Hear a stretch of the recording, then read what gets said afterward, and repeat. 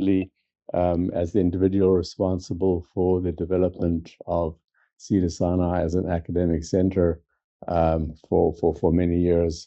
I feel particularly proud in welcoming you all here. People have asked me, well, what is this building? This is actually part of the North Campus of Cedars-Sinai, and it is the home of our growing, newly established health sciences university. We have multiple labs here, including a stem cell manufacturing facility, which I invite you all to visit. And gradually, this entire building and complex will be converted to the academic center for Cedars-Sinai. So welcome to this building. Welcome to Los Angeles, for those of you who come from far and wide in our state. This really is quite a historic meeting because there's no similar meeting in the world where individuals who are engaged in cell therapy, both in terms of discovery, translation, clinical care, but as well as all the infrastructure and backroom work required to bring this endeavor to reality. Nowhere in the world does such a compendium of brains and talent exist as we are here today for the 7th time. And so I think we can all congratulate ourselves, but particularly to congratulate the people of California who allowed us to be able to utilize the resources which they have provided to bring this to reality. You know, it was in 1961 that McCulloch and Till first discovered stem cells. It was a serendipitous discovery when they observed the growth of spleen colony forming units. And from 1961, it took 44 years, 2005, before that discovery was recognized with a Lasker Award. And I think that this demonstrates for us that here we are, 65 years later, in the annals of stem cell biology and stem cell clinical application. It's not such a long period of time. We're really just the microcosm of this wonderful spectrum of time underlying this medical discovery. But I think for the citizens of California, what CIRM is doing today really provides 3 lessons. The first is that research takes time. The Lasker Award in 2005 was 44 years after the discovery of stem cells. Second lesson for us and for our fellow citizens of California is that research costs money. Research is expensive. And I'm quoting Mary Lasker at that original award ceremony, who said, "Do you think that research is expensive? Well, try disease." And that, I think, is an important message which we should be re-emphasizing as we continue the struggle in trying to educate the public of all the good things that we're doing. And the third lesson that we can learn from the historical evolution of stem cell medicine is the fact that it requires commitment. And the commitment that all of you, all of us engaged in this endeavor, undertake every single day of our lives, our professional lives, that we're committed to help our patients, even though we humbly recognize that cures may be years away. So it's time, it's money, and it's commitment. And these are the 3 principles which sustain us as we continue our work to reanimate diseased organs, to reanimate their function, and to be able to reverse the ravages of so many diseases which afflict all of our societies.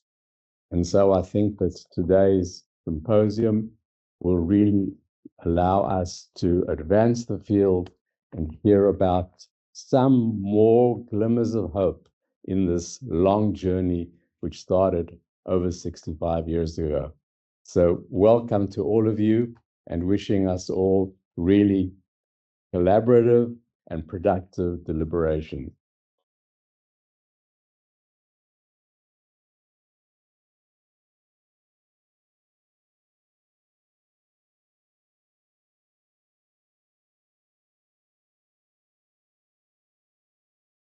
I just wanted to give everybody the Wi-Fi password. So if you want to jot this down, it's Cedars-Sinai Alpha Clinic all together.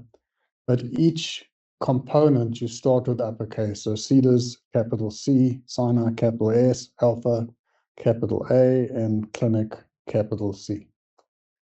I'll hand over to Alan now to moderate the first session. Good morning. I'm Alan Wayne, pediatrician in chief and chair of the Department of Pediatrics at Children's Hospital Los Angeles and USC, and I have the privilege of moderating this first session. Let me start by saying it's obviously, we all know, a remarkable moment in the history of development of cell and gene therapy. So there's still a need for scientific discovery and technology development. Science and technology are frequently not the limiting factors. It's delivery and financial models to be able to assure availability of these paradigm-changing therapies to the populations in need.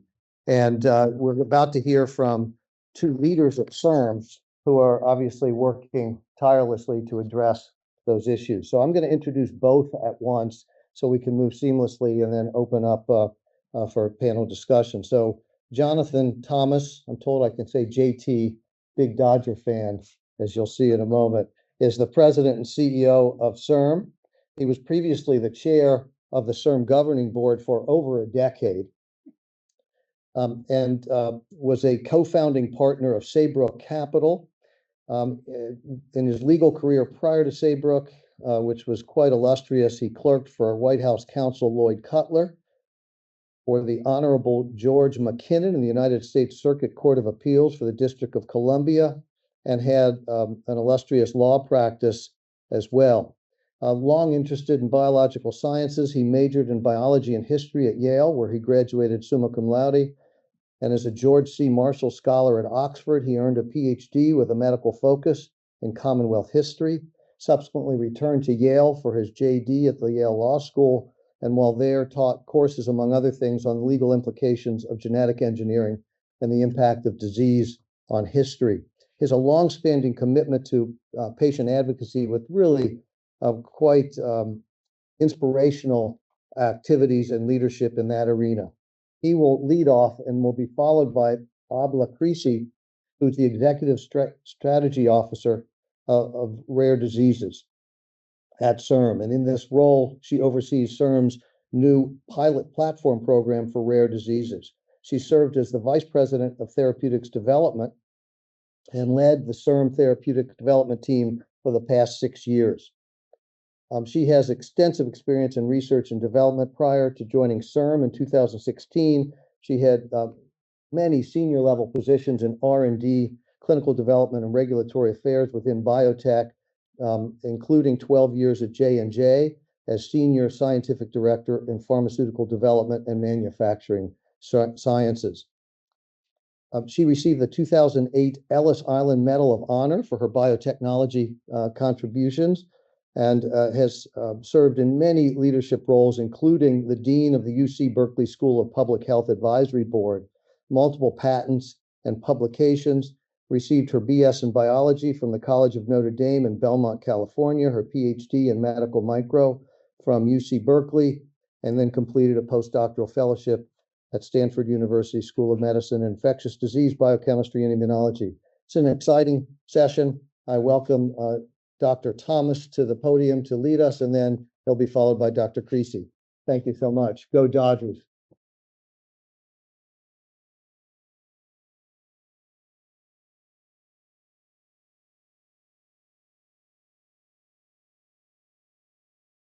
Which one is just the green? Yeah. Oops, wrong one. Let me get that thing. Oh, that's Obla's. Let's see. Yeah, I switched over to Obla's. So, by the way, I promised Shyam Patel in our office that I would mention the Dodgers at least a minimum of 10 times in this presentation. For those of you who are planning on going to the game tonight, you probably should leave now. If you're not aware of this, there's a I think historic trifecta downtown tonight, which has never happened before, which is Dodger game, at Dodger Stadium, Laker game at Crypto.com Arena, and an exceedingly rare Friday night USC football game at the Coliseum, all downtown tonight. So it's going to be a busy time for those of you who plan on going downtown or driving through or past. It's going to be a long day. In any event, thank you very much. Shlomo, I want to make note. Where'd Shlomo go? There he is. Shlomo, for those of you who don't know, I believe this is correct, is our longest standing CIRM board member. Having predated my joining the board in 2011, Shlomo was already well entrenched as an august member of the board and has served with great distinction for many years. So I just want to give a shout out to you and thank you for all you've done for CIRM and the people of California.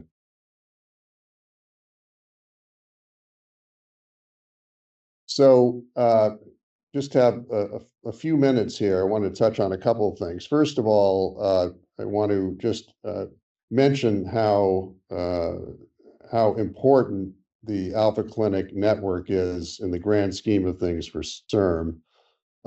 It's one of the absolute crowning jewels in the CIRM arsenal and one of a number of things that makes CIRM such a unique entity. The Alpha Clinics, as all of you know, since you're all part of one or another, all 9 have full capacity to conduct cell and gene therapy trials. They comprise a network which is unprecedented.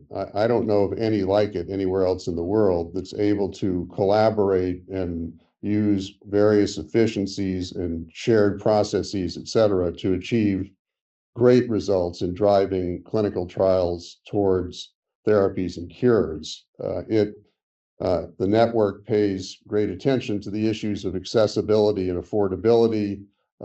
Shout out to Vice Chair Maria Bonneville out there, who's running that very important effort for CIRM. And you'll be hearing more about those issues later on today. The Alpha Clinics all have a network of training programs that are looking to build the workforce of tomorrow, which is very important as the industry proceeds to get further and further into the development of therapies and cures. And last but not least, the network will be working with CIRM to develop treatments more and more as time goes by, which will all be towards the goal of finding therapies and treatments for people with unmet medical needs. So when you sort of add it all up, the Alpha Clinics are a wonderful group of entities all joined together and towards a common goal that is going to drive great work product in the years to come. So congratulations to all of you who are part of all of these very important individual clinics and the network as well. So briefly, I thought I would, because there are a lot of questions on this, talk to you about what we've done this year. This has been a very unusual year for CIRM. Really, actually, the first time this has ever happened. We, at the beginning of the year, made a determination that based on the overwhelming demand as evidenced by the inflow, huge numbers of grant applications, CIRM needed to conduct an effort to determine priorities of how we're going to spend the $3.8 billion that we have remaining to give out over the next X number of years. And so towards that end, we undertook a multi-month effort to come up with a framework that we would use to determine how we were going to spend our money going forward, which we called the strategic allocation framework. That effort was literally accomplished by every single member of CIRM, starting with Dr. Imbasiani, Vito, our board chair, Maria, Shlomo, other members of the board, and every single person who works at CIRM had a hand in this. This was a very heavy lift, which all came together in our September board meeting. The board adopted a number of goals, and I'm just going to go through this briefly so that you kind of understand from a high level perspective what we are thinking at this point. So let's see here if I do this correctly. Yes, there we go. Okay, so the overall, what we decided was we had 6 impact goals that we were going to develop a series of recommendations for that we would present to the board. And you can see that they're sort of broken down in different ways. The first, catalyze the identification and validation of at least 4 novel targets and biomarkers, ensuring integration into preclinical or clinical research for diseases in California. Number 2, accelerate the development and utilization of 5 to 8 technologies that have the potential to improve safety, efficacy, and/or quality of cell and gene therapies. Both of these were towards the discovery and translation part of the research continuum. Next, on the subject of therapy approvals, number 3, to advance 4 to 7 rare disease projects to BLA. Number 4, propel 15 to 20 therapies targeting diseases affecting Californians to late-stage trials. I should note here that this was a very data-driven approach, and one of the things we wanted to do was to get a solid handle on what diseases are in California, both in the rare end and in the most prevalent end. And we undertook a great deal of data collection and analysis to come up with the list that we use to inform these goals and the following recommendations. Number 5, on the accessibility and affordability front, ensure that every BLA-ready program has a strategy for access and affordability. And last but not least, diverse workforce development. Number 6, bolster CIRM's workforce development programs to address gaps and meet evolving demands in regenerative medicine. So these were the 6 goals, and if we go back and think about it, then Sham and others here in the room will remember this, that we had very first meeting that we convened of those that were going to be putting together this whole program. We had Post-its all over a whiteboard, literally like 30 feet long worth of ideas that we were throwing around that have all crystallized to this general plan. So then if you take each of the goals, you get into what are specific recommendations for meeting those goals. And these are the things that were approved by the board in September.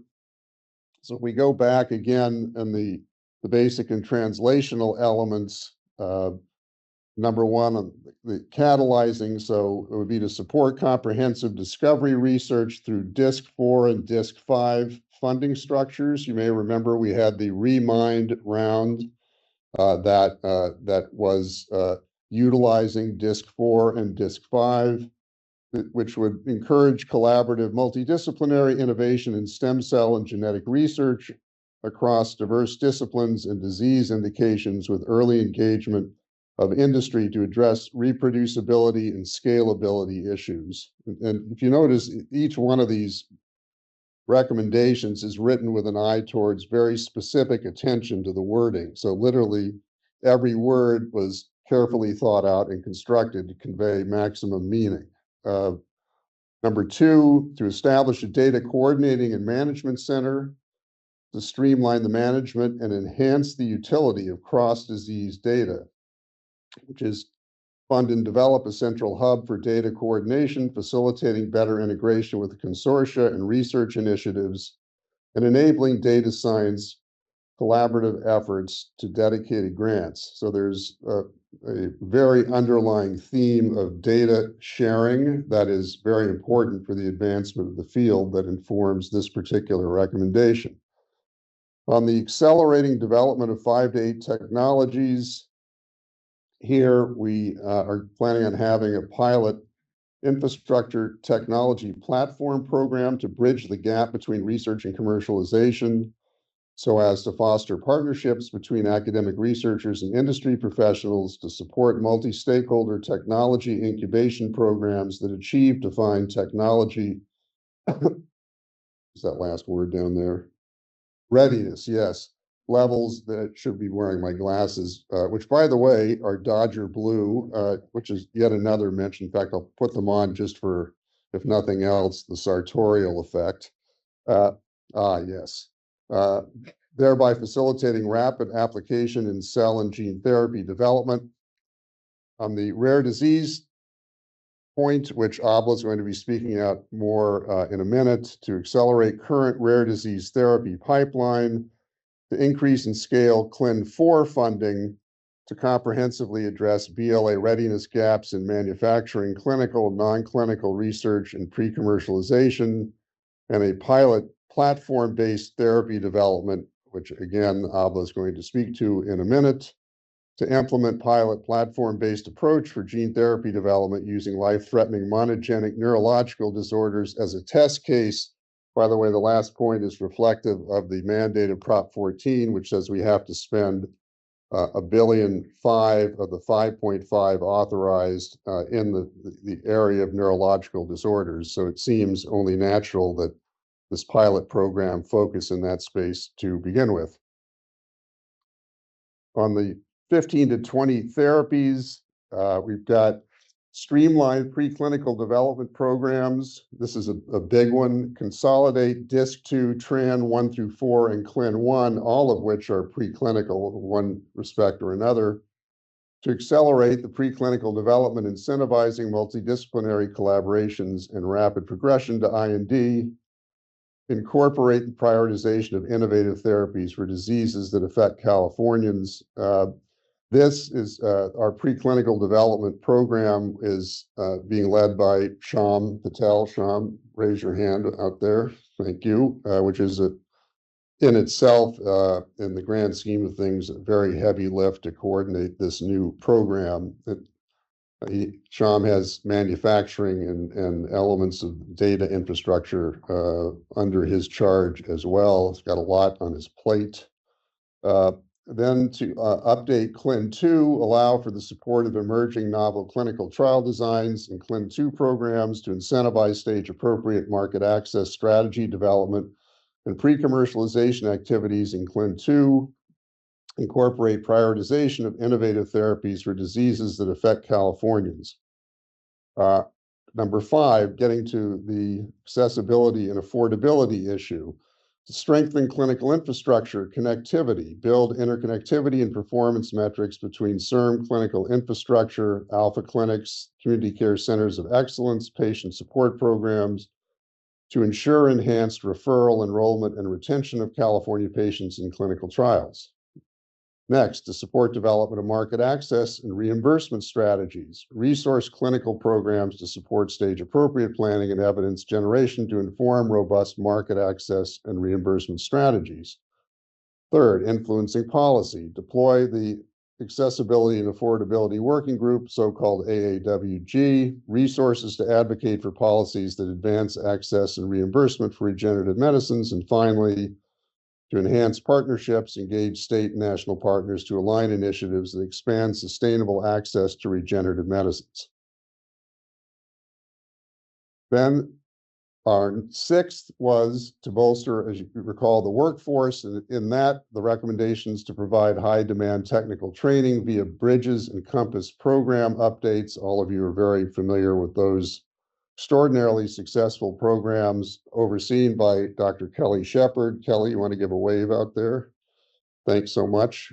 She spoke yesterday as well and does a phenomenal job, not only overseeing the educational programs, but the discovery programs as well. So she too has a huge amount on her plate. To create new educational programs to develop hybrid skill sets, implement new program structure to focus on cross-disciplinary internships. Next, launch outreach campaigns to educate the public and increase diversity of California's regenerative medicine workforce as everybody knows, diversity, elements of DEI, all of that is core to CIRM's approach on absolutely everything. So this is a very important component. Launch outreach campaigns to educate the public and increase diversity of California's regenerative medicine workforce. Develop programming to support outreach education efforts for K through 12 teachers and community members via collaboration with key stakeholders. Then there were a couple of additional recommendations, by the way, at the board meeting we had where we listed these 6 goals. I said, of course, there are 7 goals, the 7th being the Dodgers winning the World Series. That wasn't very well received by most in the room, but I had the podium, so deal with it. So then we have a couple of additional recommendations that are beyond the 6. One is to restart grantee conference to report the SAF goal progress. We previous years brought together our grantees to talk about all their amazing work, and this is going to reprise that effort. And then keeping conference grants for specific CIRM needs under one of our educational programs that we have. So grantees retains the primary responsibility for planning, directing, and executing the proposed event. CIRM will work closely with the grantee to design and implement an event responsive to specific CIRM needs. So those are all the goals and recommendations. And what happens going forward is these all inform the development of 13 new or amended concept plans that are listed in some form or another here, which are all going to be coming to the board, which is another huge undertaking and something that's going to take a bit of time to make sure that we do this right. We're talking about how we're going to deploy the balance of our funding for the next number of years. So this is something we don't want to rush into. You can see that there, amongst other things, there are all these listed here, and they will, as time goes by, be brought to the board, starting our proposal, subject to board approval, is that the first of these is going to hit in March. The first bolus of these is going to hit in March, with the others to follow in subsequent board meetings. So once these concept plans are developed, that will be then setting the stage for program announcements and RFPs and all that sort of thing. So this is a very, very important part of the whole picture, and where the CIRM team is going to be spending most of its time in the next few months. So that's the end of that. I just want to one person I want to mention who I haven't yet, 2 people actually want to mention. Dr. Rosa Canet Aviles, who's our newly minted Chief Science Officer, took the laboring oar on running this reprioritization process from the team standpoint, and put together a presentation, which well, actually she didn't. The second person, Sarah Taylor, Sarah, where are you? Raise your hand. There you are. Sarah put together this presentation, which at the board was 63 slides, and most impressive. And the 2 of them worked in lockstep to get all of this put together in a way that is in this highly presentable and comprehensive form. So shout out to both Rosa and Sarah for all your great work. Thank you. So with that, I'm going to turn it over to Abla to talk about rare disease specifically. And I think we're going to have a Q&A afterwards, and any questions you want to ask about the Dodgers, I'm happy to answer. Thank you.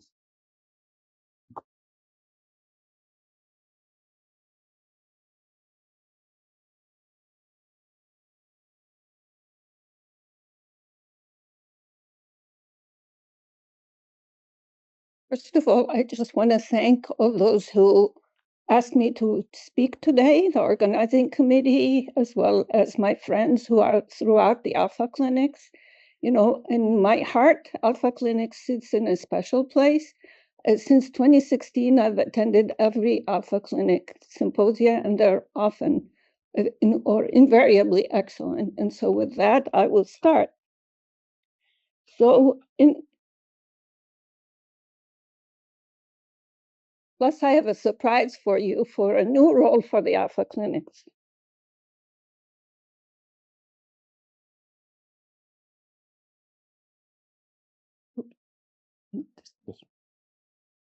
Oh, okay. JT didn't do what we usually do, which is we start our presentations with our mission.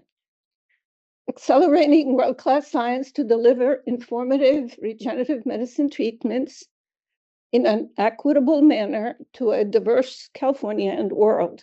Remember the word world, because we not worry about diseases that are only in California. We start there, but should have impact for the rest of the world.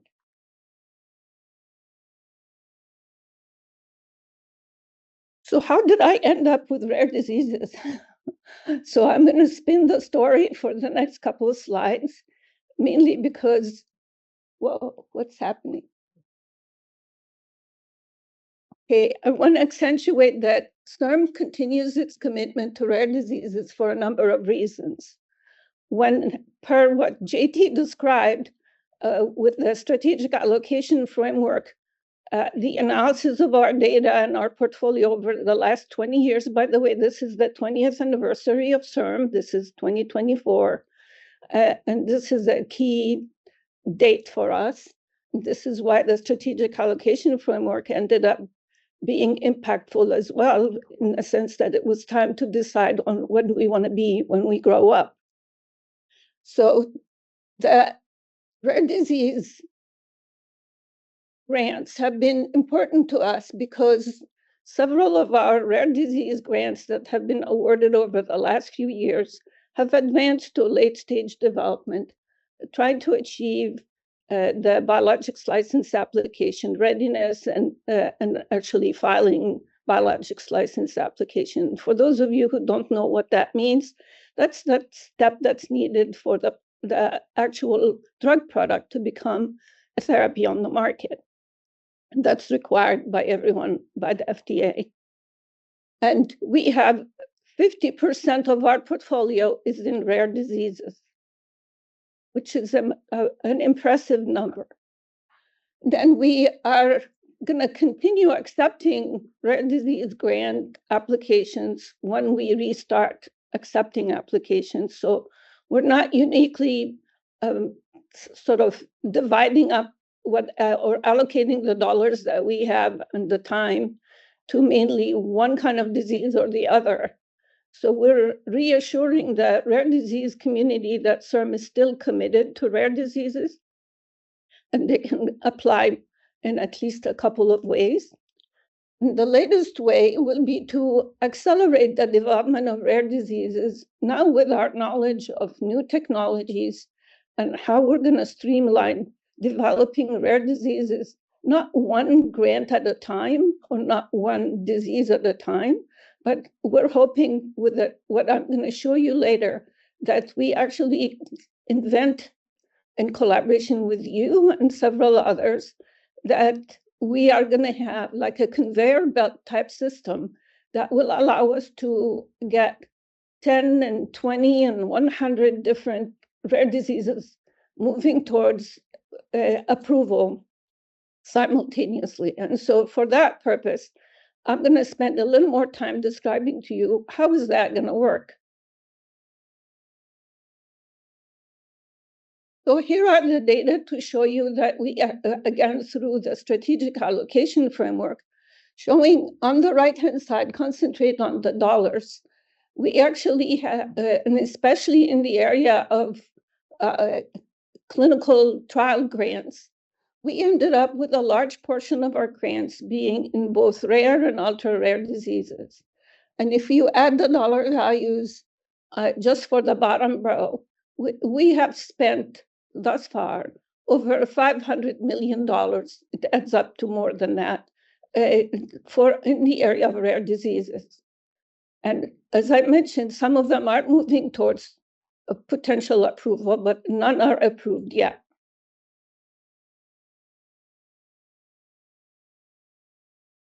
And per what JT described to you, we have two key goals to, again, develop relative to the rare disease area. The accelerate the current rare disease therapy pipeline. One major thing we identified, and Sham Patel, by the way, Sham is the king today. I'm just kidding, Sham. We are appreciating Sham because he also puts a lot of effort in multiple areas.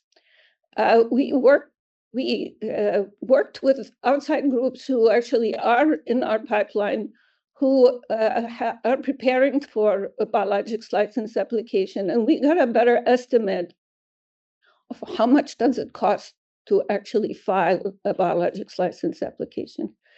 Can anyone guess? It's not 1 million, it's not 10 million, it's between 30 to 40 million for getting that drug to market. And so we are increasing the BLA readiness grant, CLIN4, from 12 million to 20 million, added up to 40% co-funding. That will end up getting them close to getting that filing. It may be a little bit less for some and maybe more for others, but in general, the numbers that we were quoted were around the 30 million. The other, and this is the key reason I really wanted to talk to you about rare diseases today, was about this pilot platform-based therapy development that has become like my main activity in trying to think on how we're going to do that and how can we connect with all parties that are involved to make that a real topic that we can deliver on. So the goal for this kind of effort is a consortium that will enable development of accessible, scalable, and sustainable rare genetic neurologic diseases therapy. And we started out with neurologic mainly because of what JT also described, which is the fact that the proposition stated that we have to prepare or have to spend or allocate, $1.5 billion to neurological diseases. And so if we can actually utilize some of those dollars to move this kind of platform, that will be ideal. And then create a roadmap to speed the development of additional rare disease therapies. They don't have to be neurologic. And I've been trying to also think about neurologic with, potential related syndromes. As you know, most genetic diseases have some connectivity to the brain. And so we're trying to think of all options. And then use that roadmap that we're going to share with everyone to figure out how to translate what we found and what we've done so well with rare diseases to the more common diseases, as long as there's an identified genetic target that we can work on together. So now the surprise. This is the schema that includes all the elements that are going to be involved in how to manage rare disease therapies moving forward. So we are, I don't know if I have enough time to tell you all the details, but I just want you to know there is quite a bit of complexity that goes with this platform.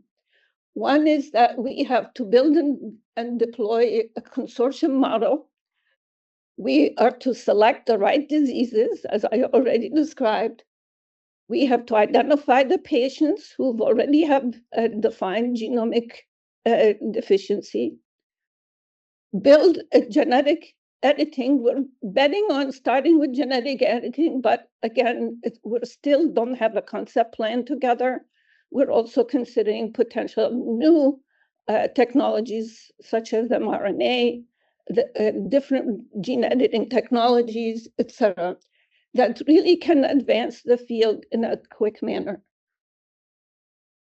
It's not enough to define the technology, you have to have the right assays. What do you design in in the area so that you can speed up the development. Remember, we are in the acceleration business, and this kind of schema is to help us think of where are the steps that we can accelerate to allow us to achieve the kind of an endpoint of at least X number of patients that, again, beyond one, we are, we've already granted one, we awarded one grant for an N of one.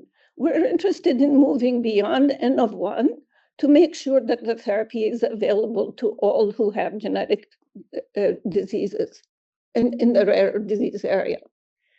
And then we have been reading the literature and working closely with the regulators to think of what areas of innovation in the area of regulatory that can be used to help us accomplish what you see here. And non-clinical testing is one area that we're thinking closely about, but I can't tell you a lot of details yet. And the area of manufacturing will be the same. There will be, by the way, the FDA has been judicious in figuring out how they're going to help rare diseases. So they put out a number of guidance documents to teach us on, for example, if you were working on a serious life-threatening disease, your preclinical package can be only 3 months. So your tox doesn't have to be 9 months or longer. So regulatory innovation is really the basis for getting this type of program moving forward in a collaborative manner with everyone involved. And then the role that I have been dreaming about for the alpha clinics is for all of you to participate in running basket trials, or you want to call them, again, platform, basket, umbrella trials, whatever we end up with, most likely basket, in which you become the experts in doing that, where CIRM can use your machinery to execute on that and potentially bring others from other parts of the country, whatever, to utilize the alpha clinics for that purpose. And then most importantly is also, are we going to keep track of the data?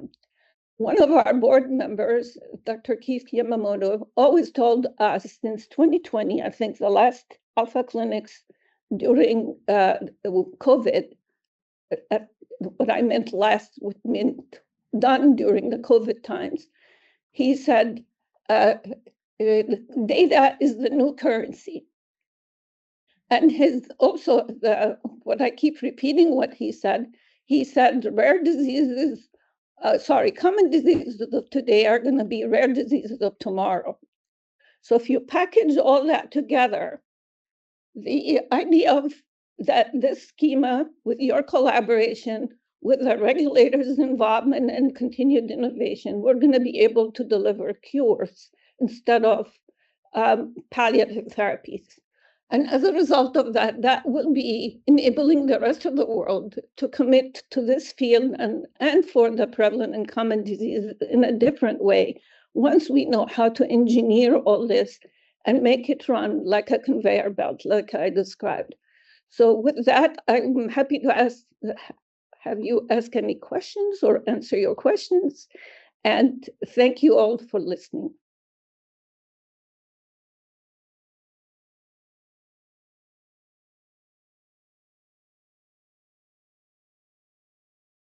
And I hope you can comment on the name of what we just provided to this effort. We call it the Rare Disease Therapy Accelerator, the CIRM Rare Disease Therapy Accelerator. CRDA, does it ring a bell? Does it remind you of something? Maybe you come up with something better. Just share. Thank you both very much. We do have chairs. We bring in hand mics, and we're going to take Q&A. And while we're getting set, I'll ask, we got 10 minutes for this, so thank you. While we're waiting for folks to ask Q&A from outside, let me ask you both, particularly Abla, to comment on, if you will, coordination of these efforts with new federal potential guidelines, both for small batch regulatory requirements, the recent ARPA H release, and then from the FDA CBER side, guidance on developing platform technology, all to really follow what you've just described there, that pathway. And how is CIRM potentially going to work with the federal government and regulatory agencies really to try to make this, as you say, happen, not just here in California, but more broadly? Thank you for There's the mic. Thank you. Thank you for the question. That's a very important question. We actually are in early stages of working this out, but our goal is we're going to work hand in hand with the FDA, federal government, whatever, because they are thinking along the same lines as we are. And we want California, with your help, to be the enabler. We would like to make sure that we actually make this work in an accelerated manner.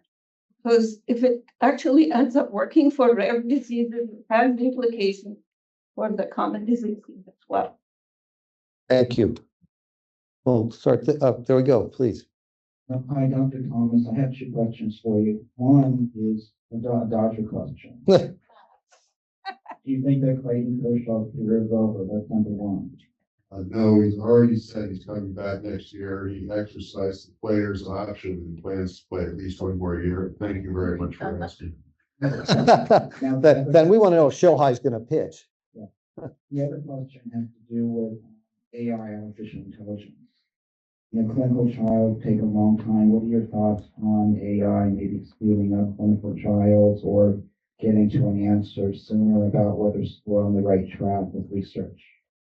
Well, it's interesting to ask that question. We had a meeting of all the directors of all the Alpha clinics yesterday, and there was a speaker, Jason Moore here from Cedars, who talked very specifically on that point, and the increasing role that AI is going to play in all sorts of things, from clinical design to target discovery, drug discovery, et cetera. I think if there's no question that it will be increasingly integrated into the grand scheme of things to enable the acceleration of all aspects of drug development, and that includes obviously some gene therapy as well. So I see it as a very major component in the years to come. Well, for example, cancer and rare diseases, they don't wait for anybody, so the patients really, they can't get cures and treatments fast enough. They can't rely on hospitals, they can't wait 10 years. Yes. Okay, let's go there, please. Hi, thank you again. This was a very provocative talk. I really appreciate that. 2 questions. One is, do we really need, I think we have discussions about this before, do we really need DLA for every product there? Because you just mentioned $30 million companies are not interested for if a disease, there are 10 patients in whole California that need that treatment there. Can we use other FDA mechanisms like the compassionate use, or they do have other mechanisms for this kind of activities there that we have seen for the various situations before, and it's a non-profit situation. So even before you get the PLA, and the second question is that the way right now the CIRM grants are designed, it's one DLA or basically one IND application. But does the concept here can be for a certain disease can be used, like can use multiple vectors, for example, in the same grants there that we can test, because we always come with that. We spend all the time in working one vector, and then at the end not have a good response, and we have something else that we cannot end. It's too late to do that. If the target is clear, can we use multiple vectors there and then come with a winner there at that point, moving forward. Preclinical may keep us fine, but clinical is more important. In the clinical context, we really responsible. Thank you for the question.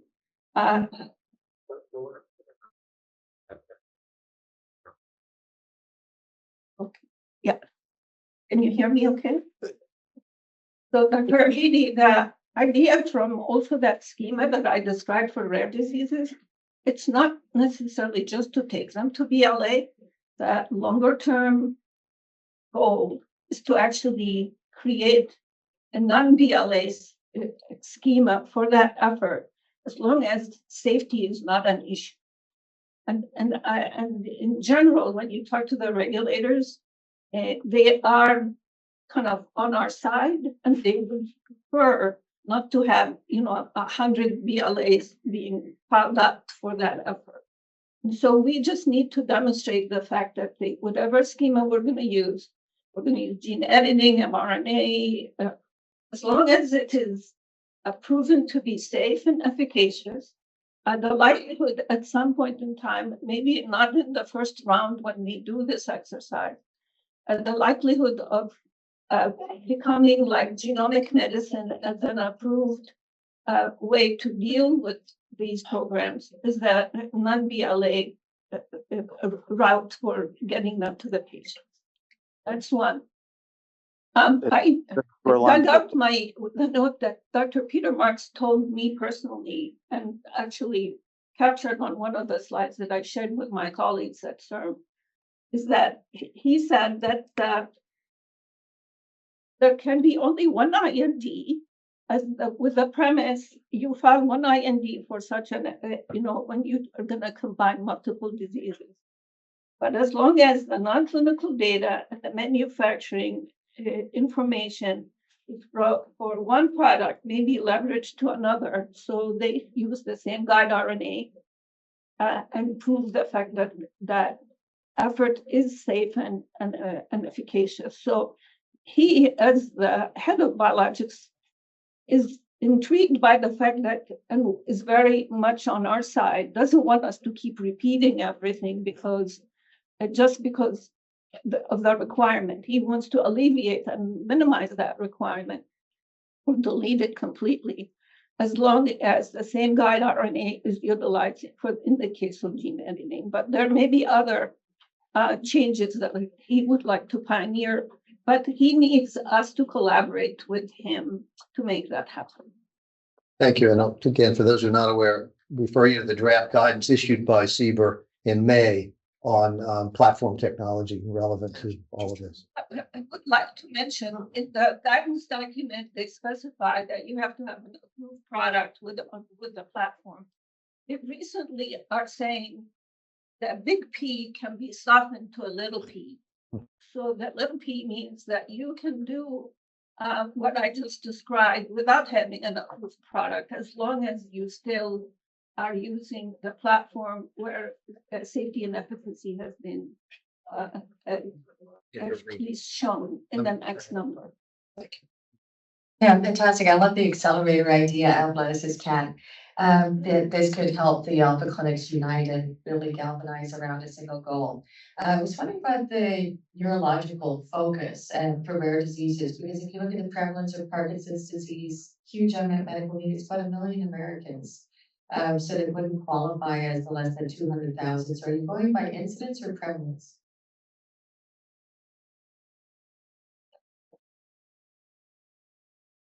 First of all, the platform approach is not the sole focus that we have on neurological diseases. So we're going to continue to study discovery and the preclinical health as well as plan as well. So it's not a situation where that's planning everything else. So Parkinson's, other relevant diseases, come in through the ordinary course and process as well as that. The other question I had along the rare disease line is for base editing. I've been in the field for 11 years. We run a DAPNet meeting every year to look at the off-target effects of base editing and the cancer-producing effects of base editing.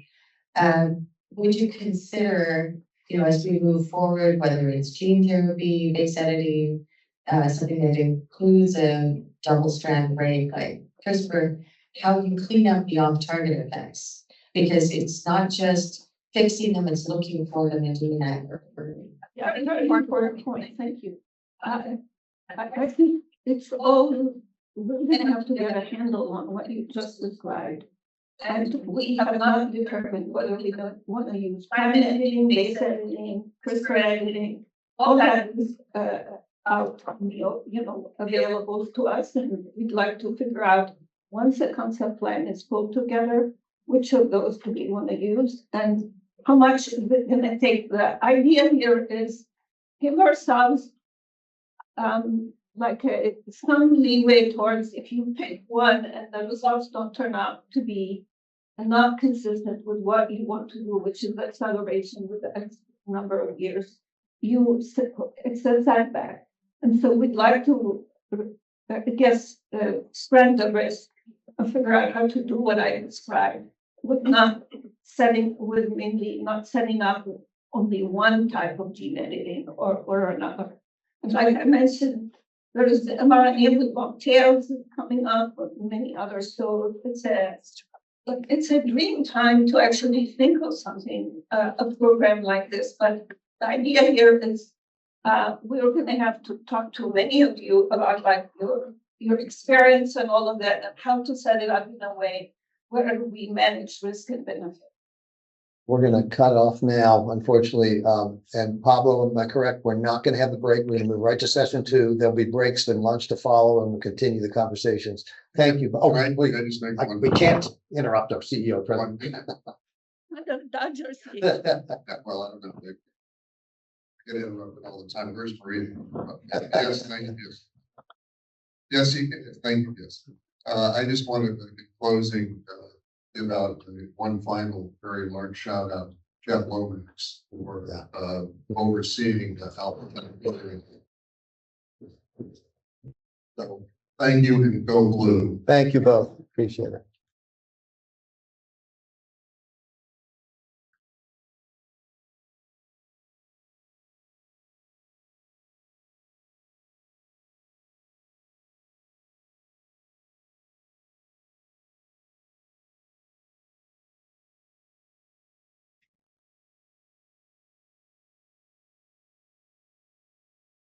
On here.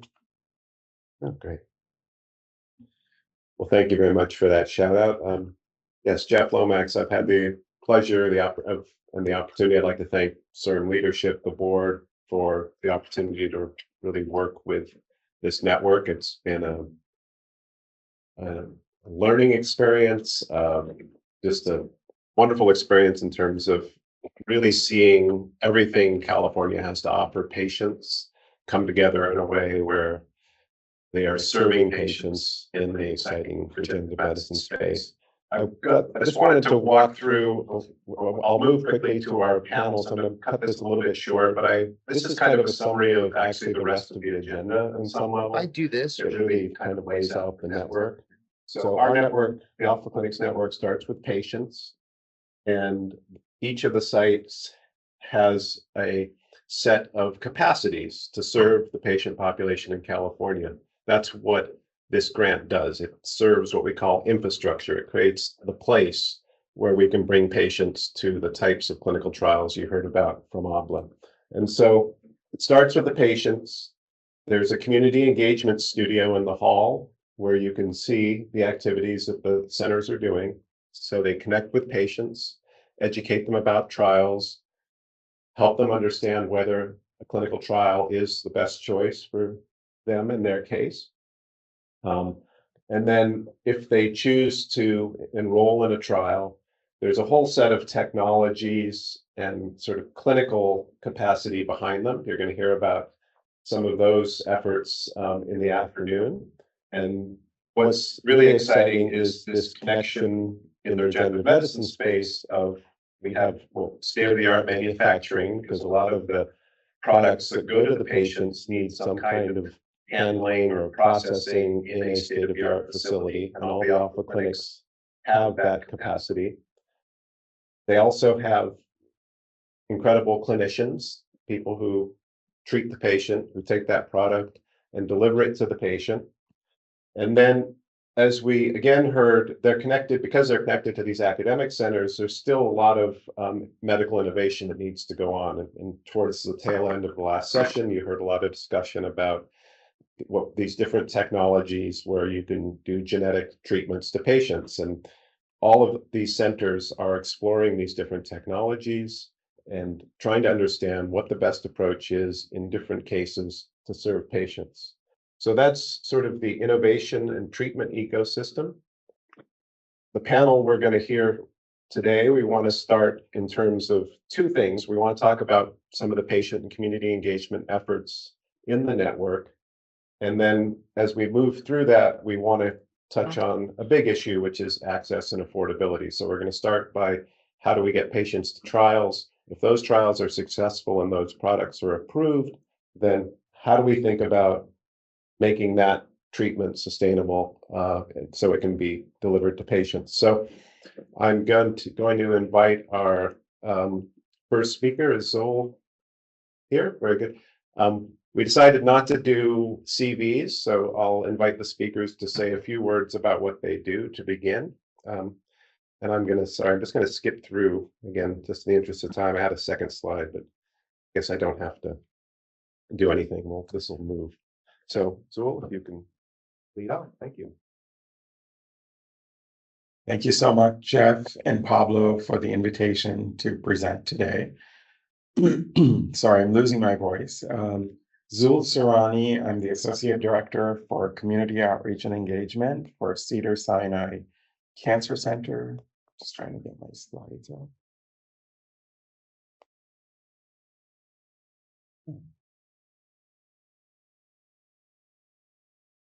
Perfect.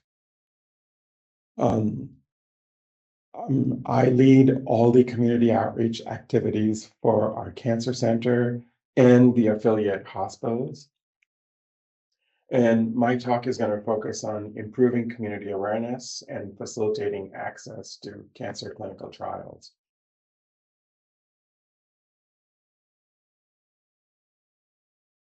So our catchment area is Los Angeles County. And as you see, LA County is incredibly diverse. We have higher Latinx populations than the US percentage, higher Asian, and amongst the Asian populations, we have more. The top three are Filipino, Korean, and Chinese. We also collect data on specific populations that we're trying to reach for research. For example, the LGBTQ plus population, we have the second largest in the country, and we have a very large foreign-born population. Now, if you look at the maps, what we're also trying to do, we spend a lot of effort identifying where communities live, different populations live, so that we're able to tailor our interventions. And our interventions go all the way from screening to creating awareness around clinical trials and creating pathways for cancer patients to clinical trials at Cedars and at other locations. So the only way we can do this is through this bi-directional engagement. We work with trusted community organizations that reach populations of scientific interest, populations that we're trying to include in our clinical trials. And we have 118 active partners throughout LA County. Many of them are also in the Antelope Valley, where there's tremendous distance barriers to trials from the Antelope Valley. So we do work with them and we address their barriers as well. One of our signature activities is working with federally qualified health centers. These are community clinics that serve the underserved. And in LA County, there's at least 3 million individuals that get their care from federally qualified health centers. Now, they're really, overworked. They don't have the capacity, so we provide them with funding to, be able to work with us to identify cancer patients and improve screening and, get folks to diagnostic services and clinical trials. So the glue that keeps all of this together is our network of community health workers and community health workers who represent the communities that we're trying to reach. So they're promotoras who speak Spanish, We have Korean navigators in Korean churches, and they, serve communities through the cancer continuum. So from education all the way up to getting people into screening, and if they need diagnostic workup, we have 3 trained navigators that help people to get into diagnostic workup, treatment, and then eventually address the gap to clinical trials through education throughout the continuum. What's really critical is for us to bring the voice of the community back to our researchers. And so in my role, I bridge this voice with our leaders in the cancer centers, in the cancer center, and our cancer clinical trials office. We have a community advisory board. We have a transgender research advisory committee, and it's amazing how TRAC works with our cancer biology folks, because there's a real interest in looking at hormones and the impact of hormones and cancer. So our researchers hear directly from the stakeholders. Another group is community advocates. We call them community scientists. And they work directly, and I'll share an example of how they work with our cancer clinical trials office. But we also bridge federally qualified health centers, health systems, and community organizations. And the mechanism is we invite them to different meetings and affinity groups within the cancer center so that their voice is represented. We represent the voice of the community in all of these committees. So this is an example of our community advocates, and we have 15 of them. They're engaged. We provide them with stipends, and they regularly review protocols and provide recommendations to principal investigators who hear directly from them in terms of what they think about the protocol, what barriers they foresee, how to talk to different patients, how to develop materials for the studies, what to include, funding for transportation, meal cards, things like that.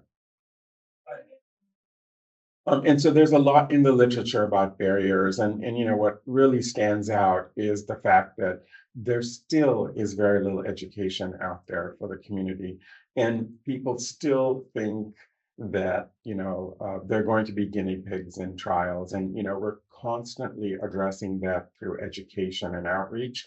But some of the common barriers we see that we're helping folks with are insurance, transportation, language access, and really having that individual there to facilitate access to the trials is really critical. And so we've envisioned and put into action this pathway from the community to our trials. And so within the Cancer Center, we have a bilingual clinical trials equity navigator who is focused on InReach, but is the individual that our community outreach navigators do a warm handoff to. And, they go back and forth, they work together to address the barriers. The education starts in the neighborhood in the federally qualified health center, but when folks come to our cancer center, it continues, and that support is there throughout. And just an example of some of the common barriers we're seeing. Again, the system is too fragmented. People need a lot of support to navigate. People need emotional support. Food insecurity is something we encountered. So a lot of the social determinants, and I apologize for the small print, but insurance really topped majority of the patients' concerns. So to get the message out to the community, since education is a really big issue, we worked with the Arts Center College of Design in Pasadena and our community advocates, community members, to design a campaign, a comprehensive campaign to educate different target populations to support our work in the community. So the community wanted selected this campaign, which is called Be Part of the Cure, because what we found is a lot of people want to do it for their families, their communities, the future generation. And that really has helped us bring leaders on board because of this, mission and vision of ensuring access, equity, and justice. And this has turned out to be a really successful campaign in the community. And it has all these different components. It's, in-depth materials. We offer in-depth workshops.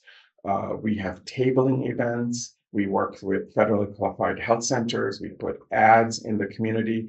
We have buttons around Ask Me About Clinical Trials. All of this is designed to get the consumer to have a conversation about clinical trials. There's messages through social media, posters for providers, and rolling this out in different settings has been really, really effective.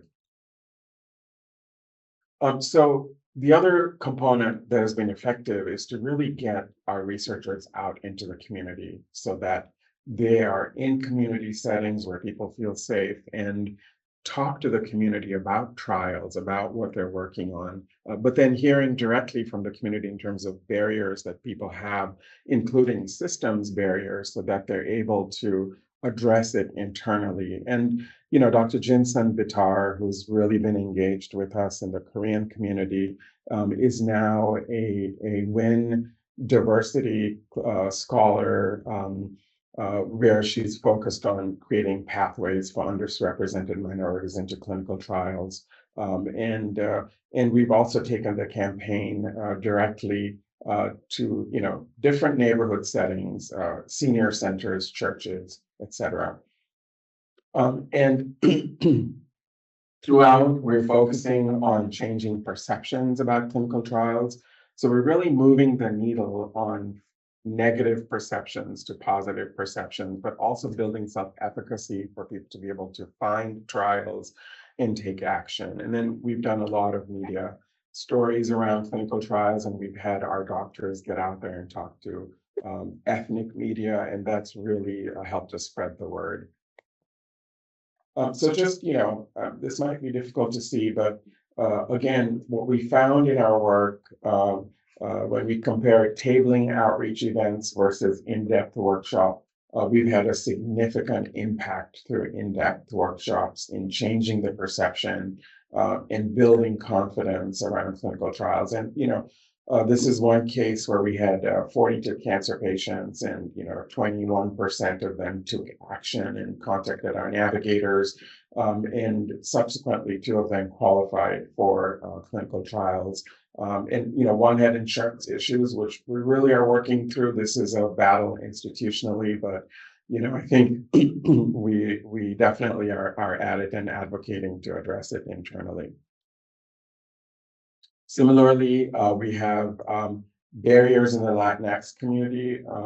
Our clinical trials office and our cancer center wanted us to focus on the Latinx community so that we're able to improve the gap that we currently have and had for many years. We're catching up because of our initiatives.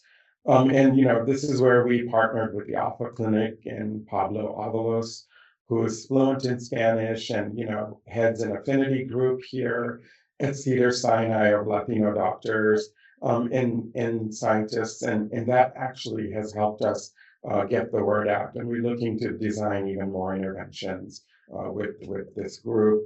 And Pablo also trained community health workers for us.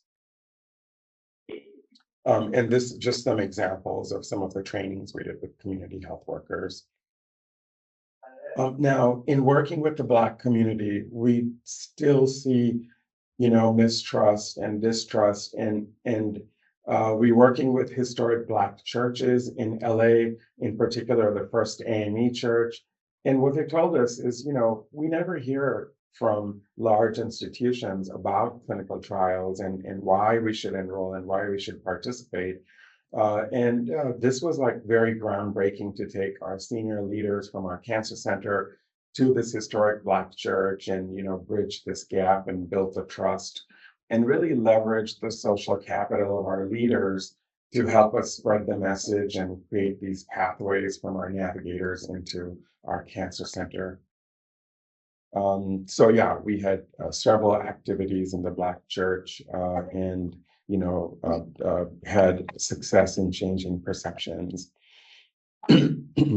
Many outreach events, because the narrative out there is we're going to be guinea pigs, and there's just lack of information, and we're changing that just by being out there, talking to people, engaging them in different settings and spreading the word using our campaign.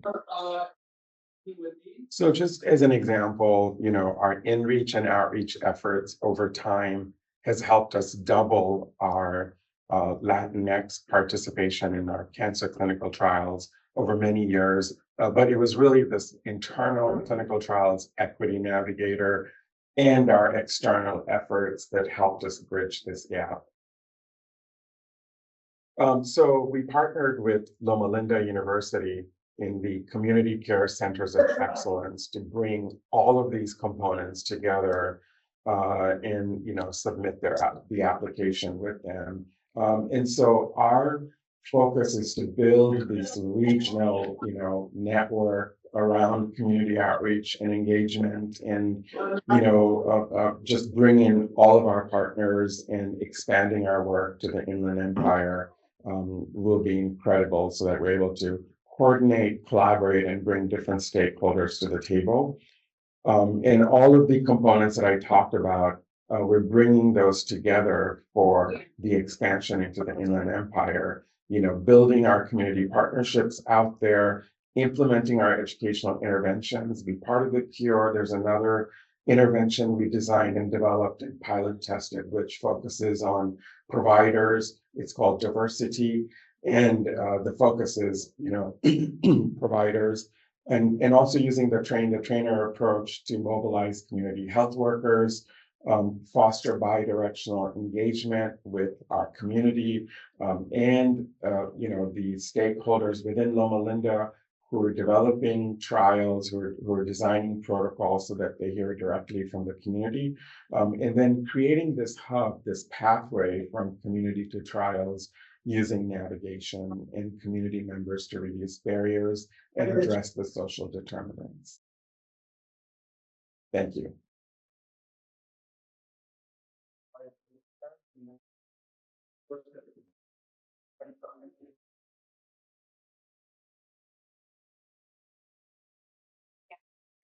Thanks for that. So we're going to, again, we started with the patient. They need the visibility to the trials. We're going to pivot a little bit towards the last panel discussion. We heard a little bit about regulatory, sort of the policy space, and how policy impacts the availability of those trials to patients. So Manar is going to talk about that. And I just want to remind folks, one of the aims of this meeting is to sort of give the community sort of tools, resources, and information to make a difference. So when you hear about some of these policy efforts and these initiatives, there's always opportunities to engage as the public, as a professional, as groups, as a network. And so really listen for those, and I'll encourage the speakers to maybe point to opportunities where engagement with the process can make a difference for patients. So that's a little bit of the logic here and why we want to bring this forward today.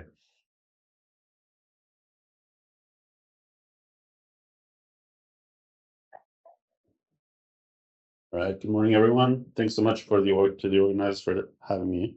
Really excited to be here and talk to you all about some of the policy and regulatory innovation in this space. Jeff obviously masterminded this because I didn't know what Abla was going to talk about, but I think it dovetails really, really beautifully with some of the things that she's talked about. A little bit of background on myself. My name is Manar Zagula. I'm the health policy manager at the Innovative Genomics Institute, and we are a research partnership between UC Berkeley, UC San Francisco, and most recently UC Davis. And we do work on all things genome editing and genome engineering, so think CRISPR, but we sort of uniquely also have a public impact team, which is where I sit. And our public impact team really focuses on what are some of the policy, the regulatory, the community and ethics pieces to advance equitable access to cell and gene therapies and other genome edited products like in agriculture that our institute also does.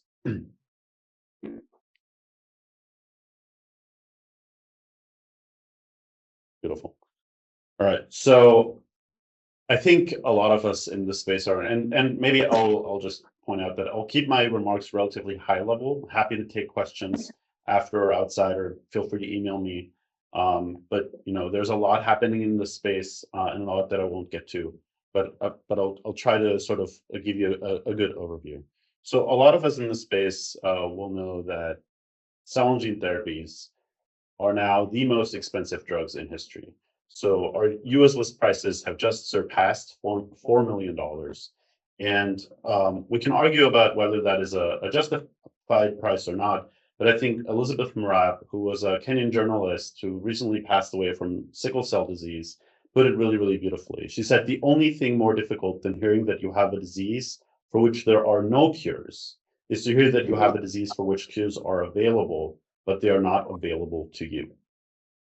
And so I think many of us recognize that cell and gene therapies have transformative potential because they're precise, they precisely target genetic causes of disease, because they have that plug and play manufacturing piece to them, which I'll get to, and because they're biologically potentially of lower risk of failure compared to small molecules. But they also come with significant challenges in terms of access and affordability because of the multi-million-dollar price tags and the high costs of hospital administration. Insurance policies are restrictive. Manufacturing and product characterization to regulatory standards can be very costly. And ultimately, investors will have to make a decision of whether they want to pursue something or not, based on the cumulative evidence that they have for cell and gene therapies. And oftentimes that means that products end up on shelves, even though significant amounts of funding have gone into them. And so the IGI, we're really focused on finding solutions to affordable and accessible cell and gene therapies. And I'd be remiss to come here and not talk very, very briefly, at least, even though that's not the focus of the talk today, about our recent task force on this. And many of the Alpha Clinic directors, as well as CIRM, were very, very closely involved in this effort, which we really are grateful for. But a task force on identifying a new pathway for affordable and accessible cell and gene therapies that goes beyond sort of the traditional for-profit venture capital framework. I won't go into the details of this, but our report you can find at this QR code, and we also recently published a peer-reviewed paper on this that is a lot more digestible than the full-length report. But if you're interested in these topics, I encourage you to look into them. All right, so I'll touch on sort of two main policy areas. One is what is FDA doing, and the other is how are we figuring out how to pay for that from a government perspective. And I think it's sort of telling that CIRM is almost spearheading, or at least side by side with FDA, thinking about the rare disease, advancing rare diseases, because rare disease have such tremendous opportunity for us to learn for prevalent diseases. They are also cumulatively not rare. 30 million Americans suffer from rare diseases, which is 1 in 10. And rare diseases certainly aren't rare across the world either. And so finding out how we can actually accelerate and bring to market these therapies and also pay for them will be a tremendous value to all of humankind.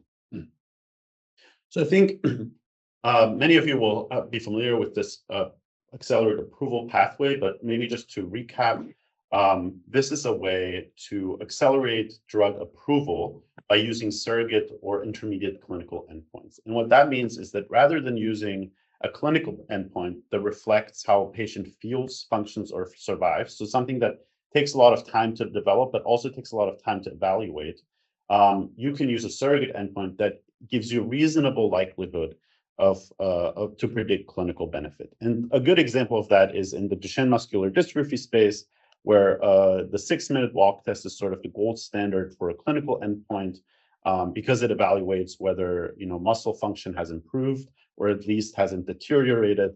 But then with Elevidys, which is a relatively new gene therapy for this disease, expression of microdystrophin is sort of the surrogate endpoint that is predicted to confer clinical benefit. And the way this process accelerates drug approval is by rather than going through a clinical trial, a lengthy clinical and pivotal trial that tries to meet the clinical endpoint, which, as I said, can take a long time to actually establish that. The FDA will take sufficient evidence on a surrogate endpoint to move to approval, and then side by side with that approval, collect confirmatory or require confirmatory trials from drug manufacturers to then later make a decision whether to convert the approval to a traditional approval or to withdraw the drug from the market. And that allows patients to access therapy soon. And Peter Marks is really leaning into this idea of accelerated approval, especially for gene therapies, and said that this would be the norm for initial approvals of gene therapies in order for patients not to get left behind. Another project that FDA is really spearheading is what they initially called Operation Warp Speed for Rare Disease, and now there's a less exciting, I would say, acronym for this, the START pilot, but really it's based on learnings from COVID-19 vaccine development.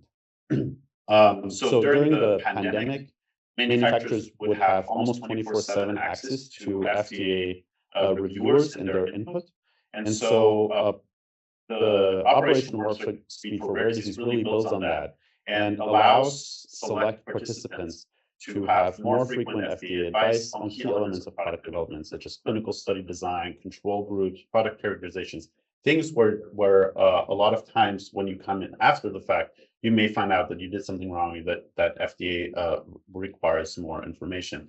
And the goal here is really to minimize delays and reduce the likelihood of products not reaching pivotal trials. And CBER has selected its first 4 participants in this pilot, 3 of which are AAV gene therapies, one of which is really close to my heart because I studied Rett syndrome for some time. I can skip the slide now. I actually studied Rett syndrome in my PhD. So really exciting developments here. And then going to what Abla said about leveraging platform technologies, I think this is really, really interesting. So FDA, somebody pointed this out earlier, FDA recently put out their draft guidance on this. Congress actually required them to figure out how to do platform designations. And that's also in part why the language in the guidance is very much restricted to BLAs, or you have to have a BLA or an approved product in order to leverage learnings from that product for future development. But I think Abla already indicated that FDA is actually asking you, come to us from a congressional, from a legislative perspective. They may not be able to write into a document, yes, you don't need to have a BLA because the law is very restrictive, but FDA is very, very open to you developers going to them and saying, we want to leverage learnings, or we want to develop platform strategy for this product, and let's learn together. And so the idea here is that you would take substantial similarities of this froze.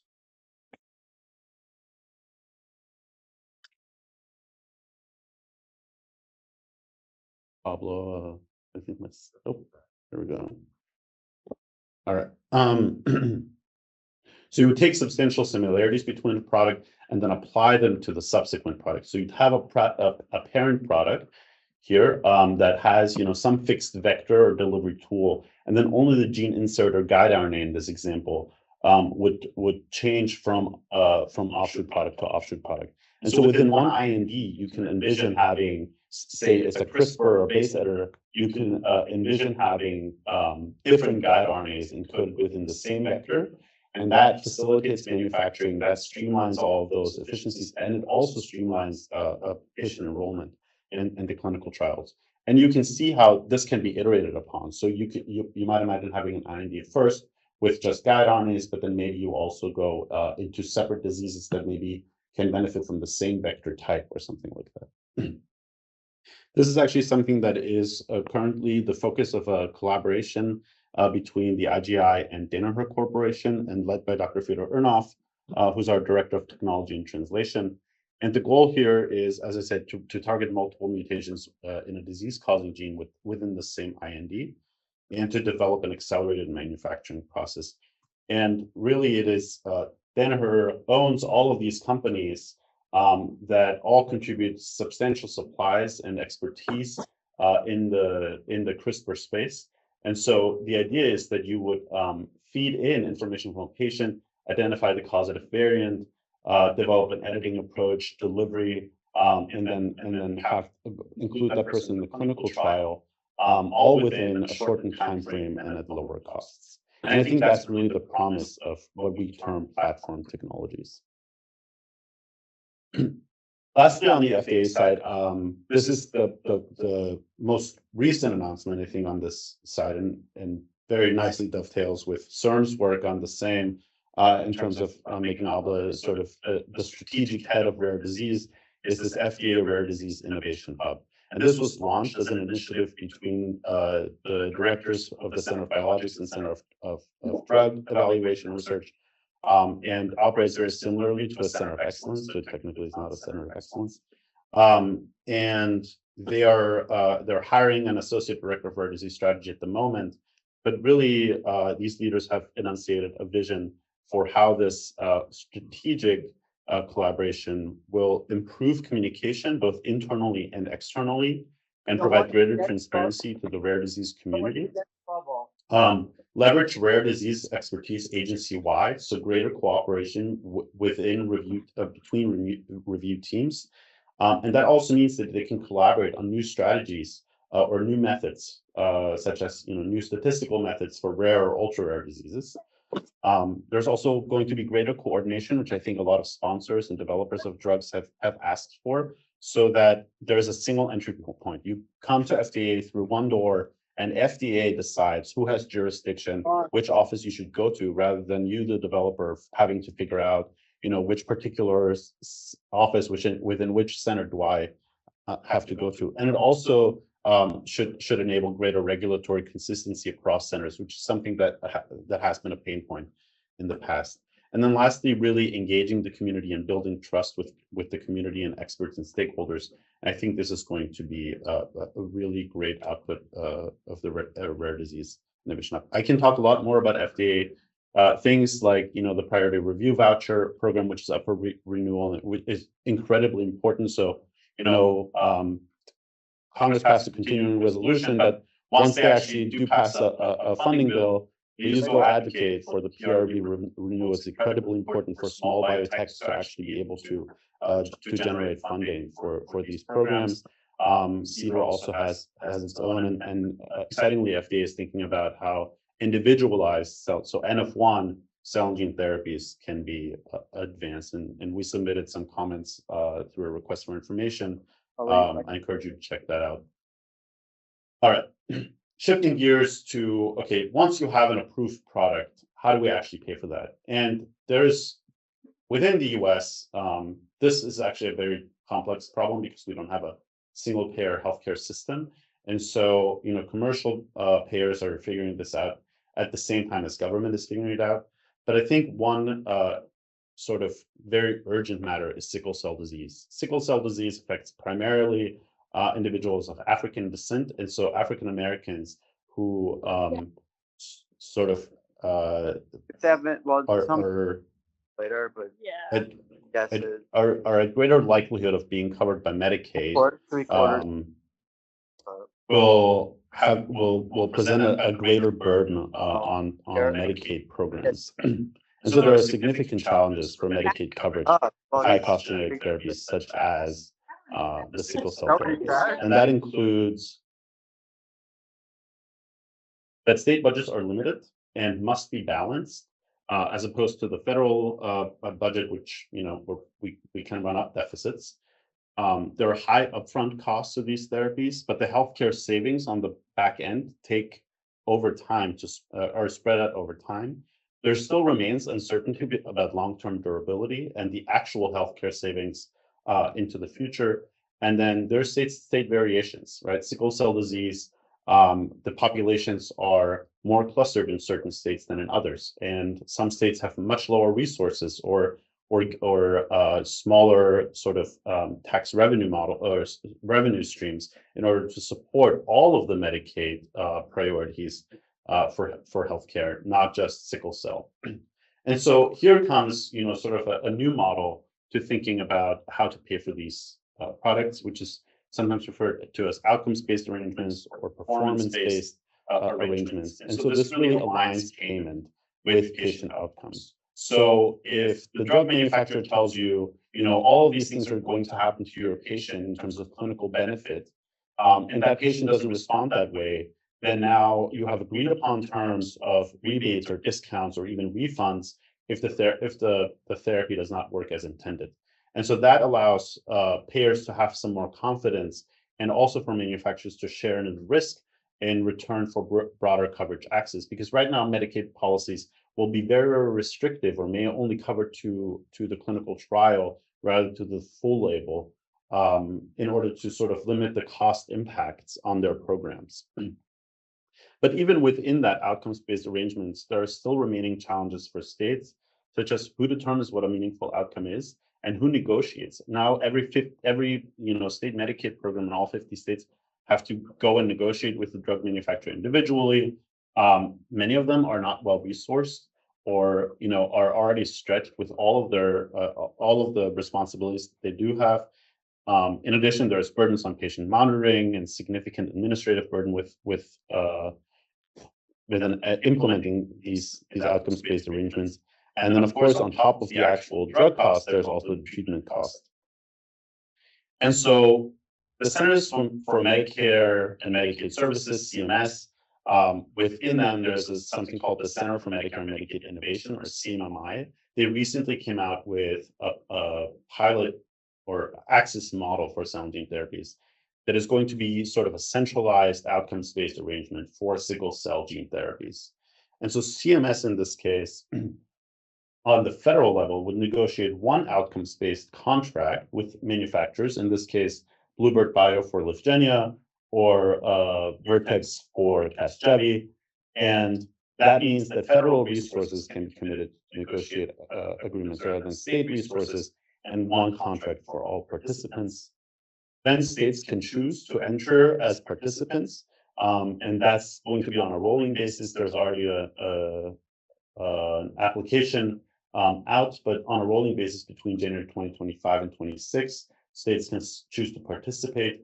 And that means that manufacturers have to provide the pre-negotiated rebates or refunds when patients don't respond as intended. Manufacturers are also required to cover fertility preservation, which is key for sickle cell gene therapies at the moment, as well as ancillary services like travel or behavioral services.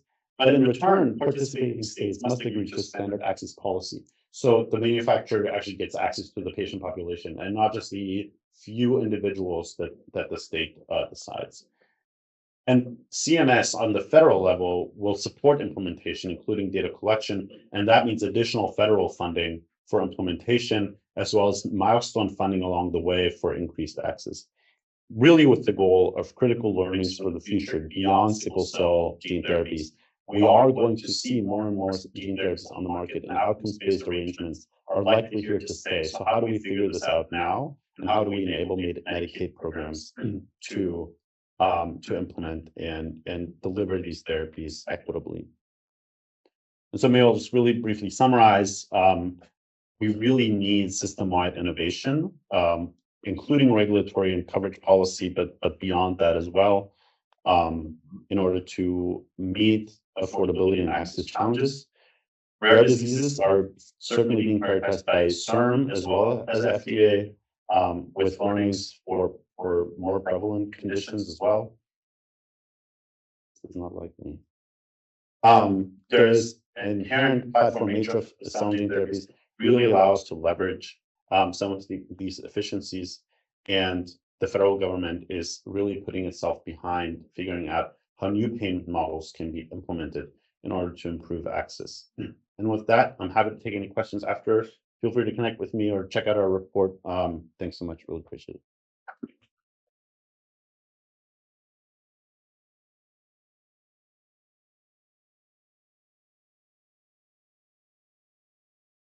Thanks so much. So we've got the final talk, which we're going to kind of now continue on sort of perspective on financing. Is Harlan Levine? Oh, there he is. Very great. So one of the things we do at CIRM is we think about this very seriously in a policy context. One of our working groups is called the Access and Affordability Working Group, and it advises our board on initiatives, strategies, and things CIRMs should be thinking about. Dr. Levine sits on that board, so he's promised us some very provocative thinking in terms of how we're going to finance these therapies moving forward. So. We still on number 5. This is. I'll see over time how provocative this is. Good morning, everybody. I am Harlan Levine, and I'm the President of Innovation Health Policy at the City of Hope. And as Jeff just said, participant in CIRM subcommittees this year.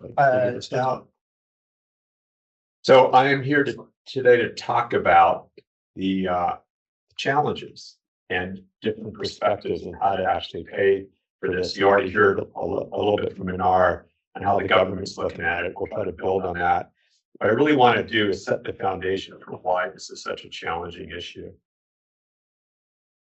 So over the years, the healthcare ecosystem has been challenged by disruptive technology that's made a huge difference. I started my medical career during the AIDS epidemic, and we saw a tremendous amount of funding needed to go to be able to address that issue. And then more recently, we had Hep C, Sovaldi, we'll talk about that a little bit, and now GLPs. The unique nature of this, though, of gene therapy is the unit cost that you saw Minar discuss above. It's going to put different pressure on the system for a lot of reasons. Number one, as you've heard through several discussions today, the opportunity for gene therapy in cancer rare conditions, and by the way, rare conditions added up, not so rare, it's exploding over time. So it's hard to predict exactly what the volume and the demand will be. It's also hard to predict what the pricing will be over time. There's concern with rare conditions. There may not be a lot of competition, so we don't know whether that'll soften or not over time. But again, I want to discuss the issue of that high unit cost, because you heard in the last presentation, we were talking about how society can afford this. But the reality is that risk is taken by hundreds of different large insurance companies and then passed on to these other, particularly in California, these delegated medical groups. And in ACOs across the country, there's risk pools set up by very, very small practices. And when you take a very expensive condition or drug in a very rare incidence, it's very hard to do the actuarial prediction, figuring out how to allocate that risk. So you're asking very small groups to take on risk that they're not really capable to take on. And quite frankly, if they were an insurance company, an actuary would never allow them to take on the risk like this for rare condition, extremely high cost, unpredictable guidelines, unpredictable uptake across a small number of patients. So let's talk about the reality of this. Let me try to put this in perspective. Sovaldi came out in 2014. I was with Anthem at the beginning of that time. At the end of the year, $6.5 billion was spent on Sovaldi. Now, Sovaldi, for those of you who don't know, is a treatment for Hep C, highly effective and had great recovery over a lifetime of value, as Minar was discussing, that a lot of these drugs will negate cost in the future, but they also will help with productivity. Now, it turns out if everyone with Hep C actually got the treatment who was eligible, the cost would have been about $310 billion to pay for that. And to put that in perspective, the total amount of drug expense in that year was $360 billion. So we're talking about truly disruptive changes to the economy. So now we have 28 approved therapies. This morning, we've heard the energy around more and more are coming to the market. How's that going to play out in the market? Hard for me to know. There are some experts that have looked at that at Tufts and ICER. And all I did here was take the numbers in their publication of what they expect the volumes to be. I applied randomly a $2 million price tag. And we saw in the last presentation that the numbers are going to be as high as 4. CAR-T is in here, that's in the 500,000 range. So I took a number that's not focused on whether the 2 million is high or low. You can do your own adjustment. Let's not figure out whether Tufts has it right with numbers. You can do your own adjustment. But just to play out the math a little bit, about $100 billion will be spent, most of it over the last 8 years. So what we're looking at is over the next 8 years, we're going to have 1.5 to 2 Sovaldi's every single year passing the system. So we're going to have to figure out what to do about that. Now, the focus isn't just how to afford it. The focus should be how to afford it and have equitable access to these life-saving and miraculous interventions. So using the Sovaldi example again, what insurance product you had, which is a marker for socioeconomic status, drove your ability to access this information. I won't read through the numbers here, but you can see that those with private insurance had a much higher percent of treated versus those who were not. So we're going to have challenges with equitable access. So even if you have insurance through the ACA, through the exchanges, your employer, government, Medicaid, and Medicare, it doesn't mean you're going to have equitable access. So what I want to do in the next few minutes is talk about this from the perspective of 4 key stakeholders. And as they get towards the end, we'll start talking about potential solutions, building on what you heard Bernard talk about not too long ago. So from a patient point of view, lots of things we could talk about. I just want to focus on a few. The patient's going to be looking at copays. And what I want to say about copays is the idea started years ago to do a little bit of cost sharing with the patient, the member, but also to kind of guide people to take the lower cost ACE inhibitor as opposed to the higher cost one, by putting them in different tiers, or not to start with Lipitor, but to start with something else until Lipitor became generic. With copays for these drugs, it's really a de minimis percentage of the overall cost. So the only reason to have a copay is to discourage utilization. So we just need to too often we take tools that have worked in other conditions and then just randomly apply them.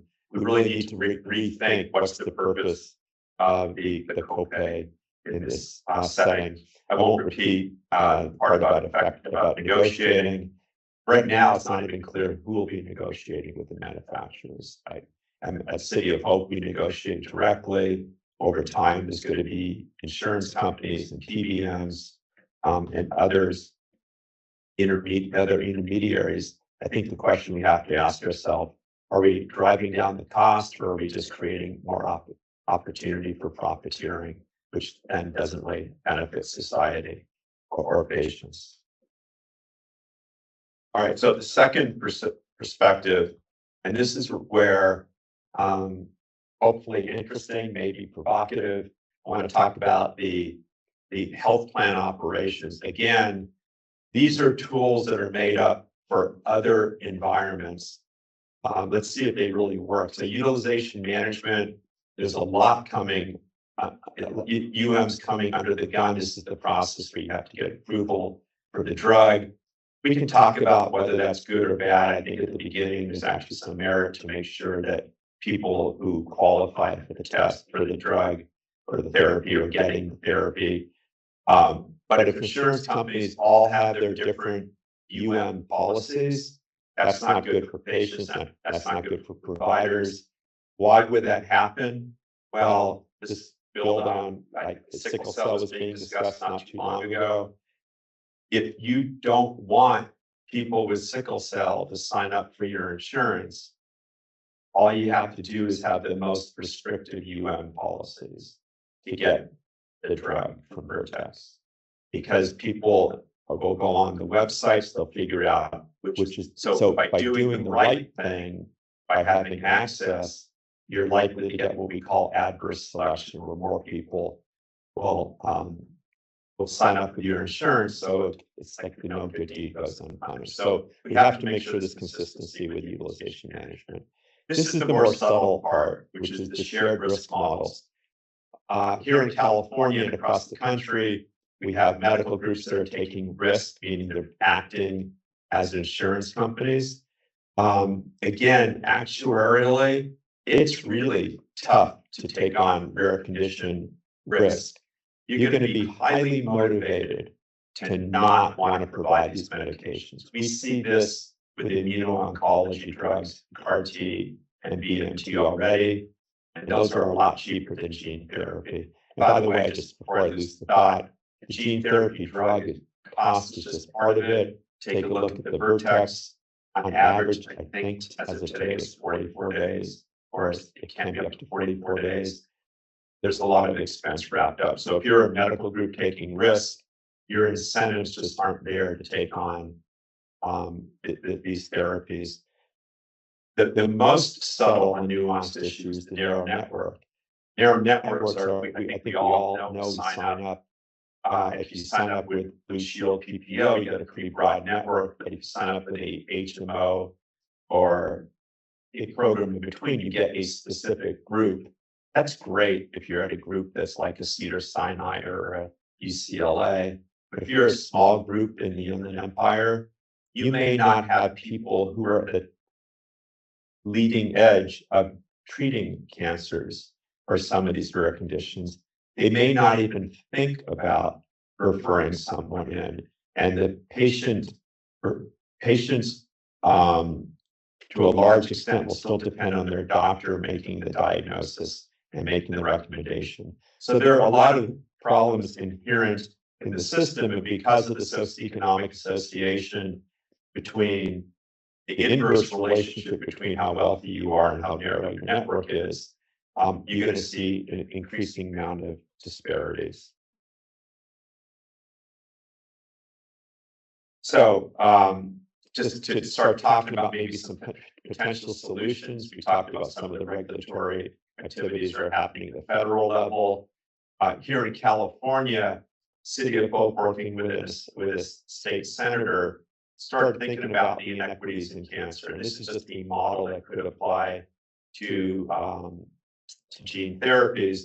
What we basically said is there ought to be a Bill of Rights that everyone should have equitable rights to have culturally sensitive care, be informed of the treatments, and then have access to the treatment, particularly for rare and complex diseases. We then turned that into a law called the California Cancer Care Equity Act, which puts the burden on these systems to say if your network doesn't contain the expertise necessary for complex illness, the patient has the right to go outside the network, and that group has the affirmative right to tell the patient that. Now, what we're finding is that we actually need some oversight. So the state's now looking at putting FTEs behind making sure that gets implemented. But that could be an approach we take to make sure that gene therapies are equitably accessible. I won't hit on education because that was discussed again, but I will talk about maybe we just need to redefine what a narrow network is and say an alpha site has to be included in every network, because that would create some seamless ties between the community that we're trying to get the word out to and the actual alpha site. And let me tell you, every time something is an exception or you have to go through an extra process, you're just creating barriers. And those who are in underrepresented areas, with troubles with languages, they're going to be the ones most disadvantaged.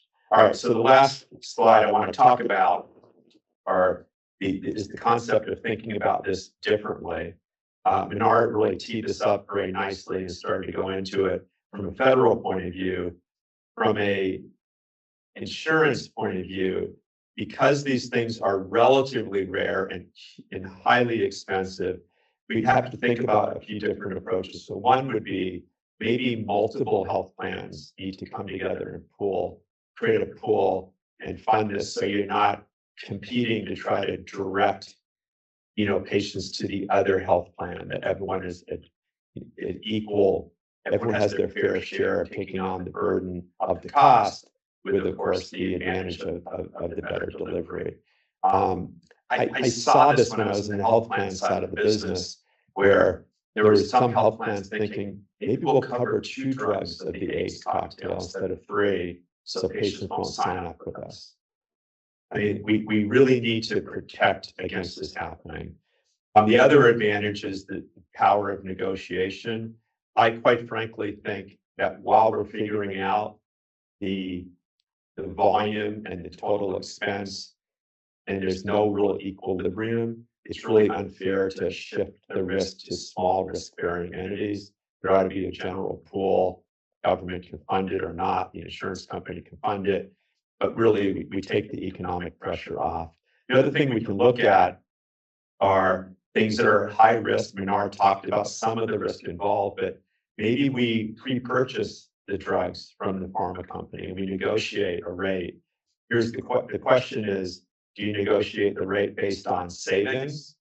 And if you give all the savings to the pharma, you never bring down the cost of healthcare. So maybe you share the savings. What's the risk? Do we know if there'll be if you prepay for the next 10 years and it turns out it's a cheaper drug, that was a windfall for the pharma industry. And then also you don't know how long do these drugs last? Is there going to be a need for recurrent and repeat treatment? So it's a really difficult time, but the idea is we need to think outside the box, because if these things are $4 million, there's going to be a huge barrier to delivering it. But if you could drop the price down to $300,000-$400,000 by prepaying and giving the pharma the benefits, you don't take away their incentive to develop more of these. Maybe we can find that right balance. I'm not even going to try to describe what the right balance is today, but we need to be open-minded. We did talk about, and none of these are mutually exclusive, by the way. We did talk about already milestone or outcome-based payments. I think this is going to be essential. It has lots of benefits. It puts the pressure on the drug company to have a drug that works. It puts the pressure on the provider to be able to demonstrate their outcomes, because the drug company is not going to want to, if their payment is based on good outcomes and you're not delivering good outcomes, the drug company is not going to want to give you the drug. So it really aligns the incentives really nicely. And from a very practical point of view, it spreads out payment, which is really important when you have these one-time hits when new drugs come to the market. And then lastly, there's just a whole bunch of things, the evolution that the industry has to evolve. We talked about the pharma companies just need to look at their payment, their reimbursement models in a different way. They have to start thinking about social impact. We again have to find that common ground.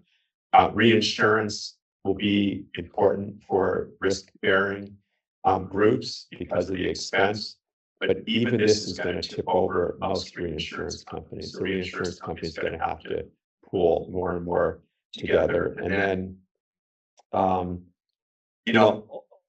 ultimately, we're going to have to bring down the costs. So we're going to have to invest in manufacturing. We're going to have to look at the regulatory environment. We have to look at liability. A lot of the cost is not in the manufacturing, but in the liability over a lifetime of impact on the people receiving them. So we may have to look at some regulatory relief on liability. The bottom line is, as you guys all know, you dedicating your careers to this. This is a really exciting time. It probably isn't affordable. The reality is we depend on underutilization to afford these high cost drugs. We're going to have to do better than that, because if you rely on underutilization, you're always going to be disproportionately affecting the underserved. And we really don't want to be contributing to that. So let's get creative here. You're asking about a call to action. The call to action would be to put pressure on the payers, to put pressure on regulatory environment, to be advocates for those that really need the medication most. Thank you.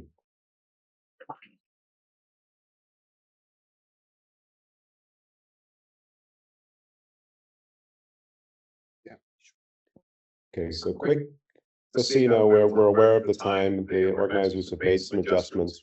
What that means is we have about 10 minutes now just to query the panel. And so we're going to invite some discussion. And if you can try to make your questions short and sweet, that way we can get the most number of questions in a fairly limited amount of time. I'm going to invite the panelists back up. Want us to have mics? They'll be circulating the mic. So are there any questions for the panel?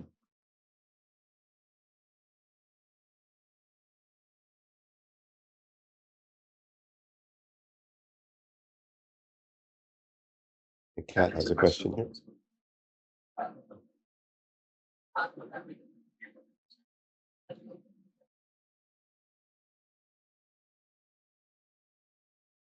How bold California had to be with CIRM in terms of starting these initiatives. But what we found, and I'll just let Pablo give me a microphone because it's going to be hard to hear.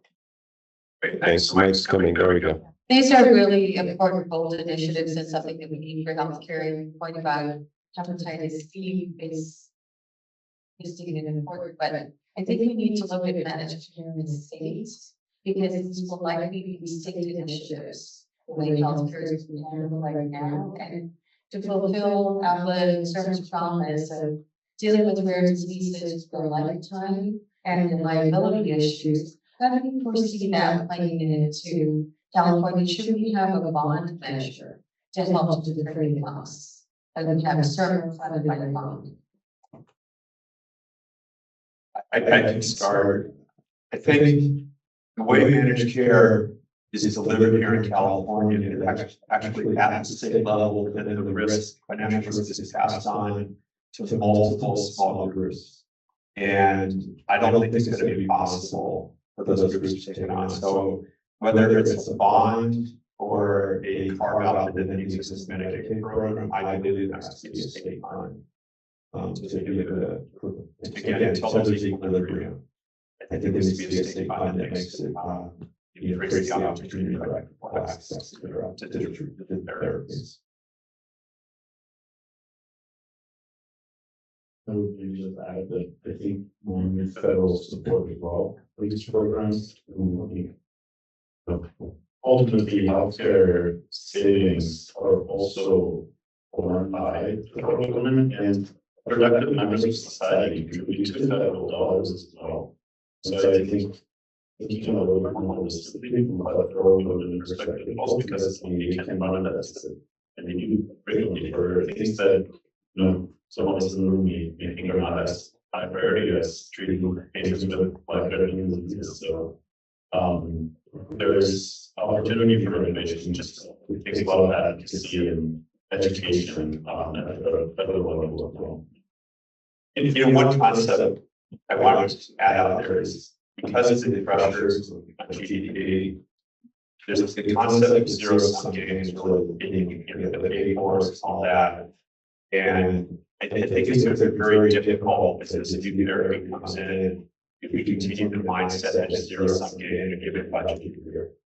You're going to be willing to make the investments in the short term to get the long term benefits. And we've done that for decades, but there's less willingness to do that now because of our deficit. We're going to have to figure out how we address that. Education of our legislators is really important as well. I don't think they just nuance of how healthcare spending is executed down at the payer and the provider level.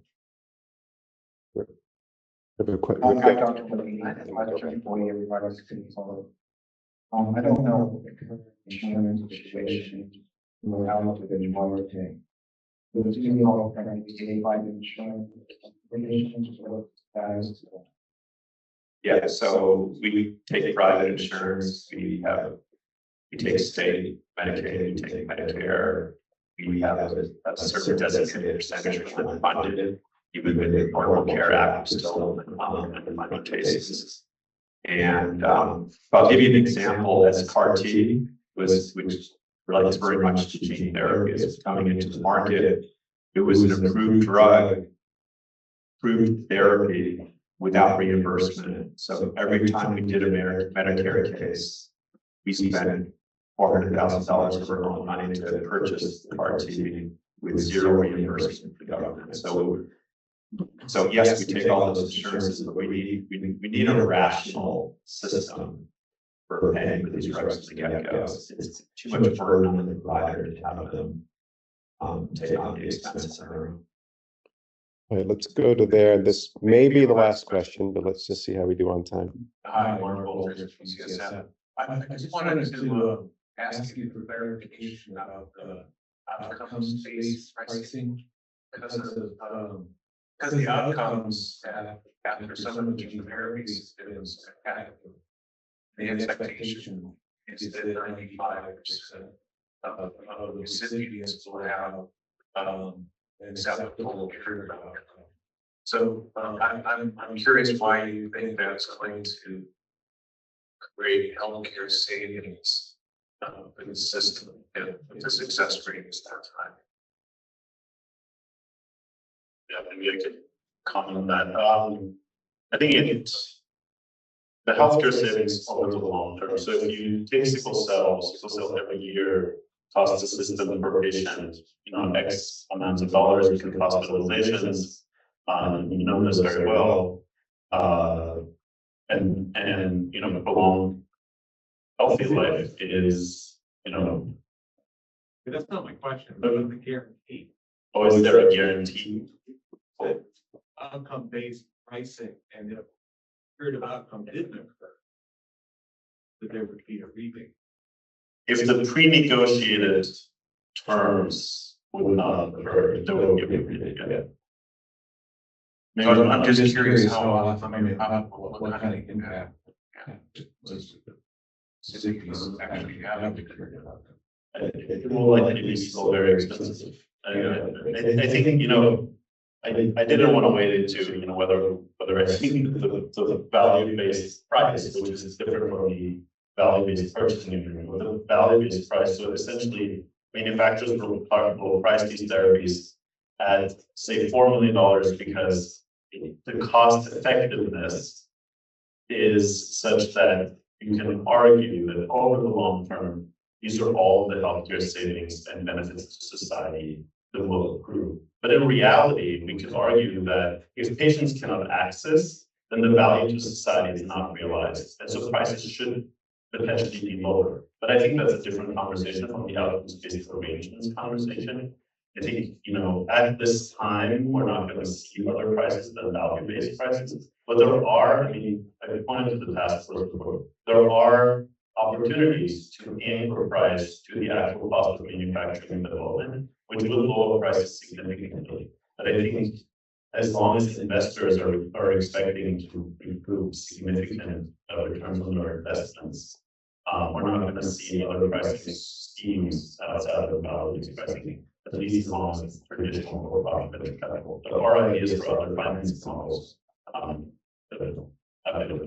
Okay, let's go to the last question, then we're going to break. So Sorry.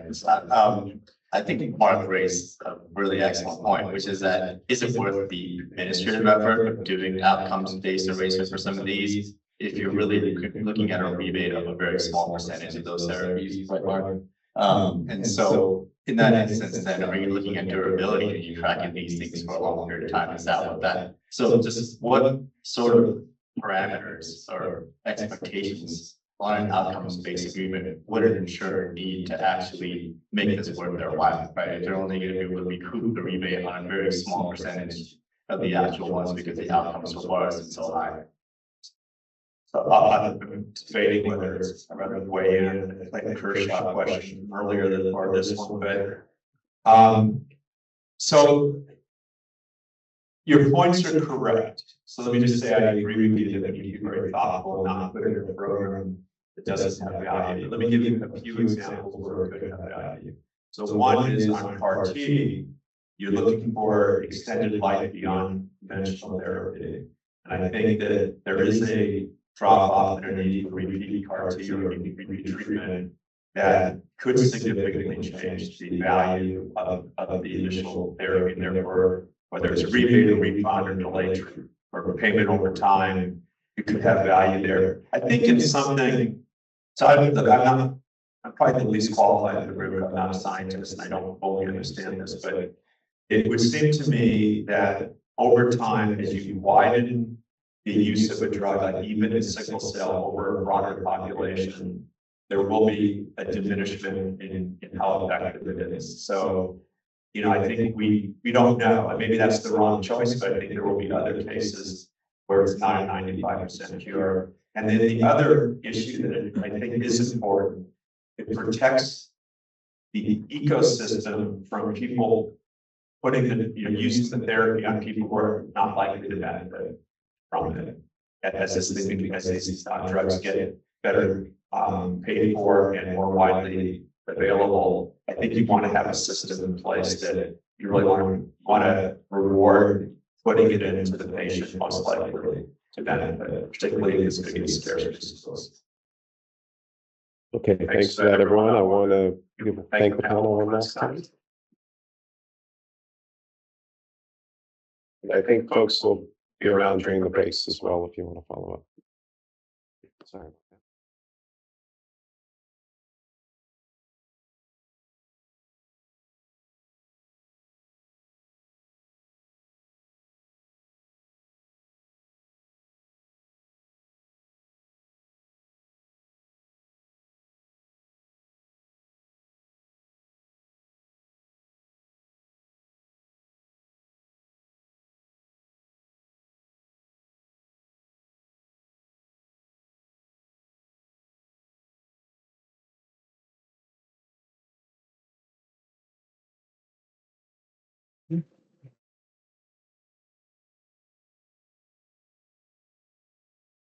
I'm missing Dr. Jameson, Dr. Buchanan.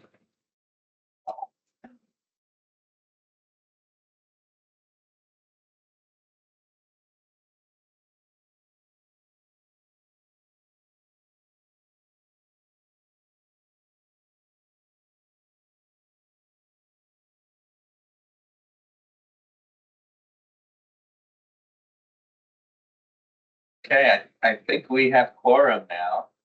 We're missing Dr. Buchanan and Kat.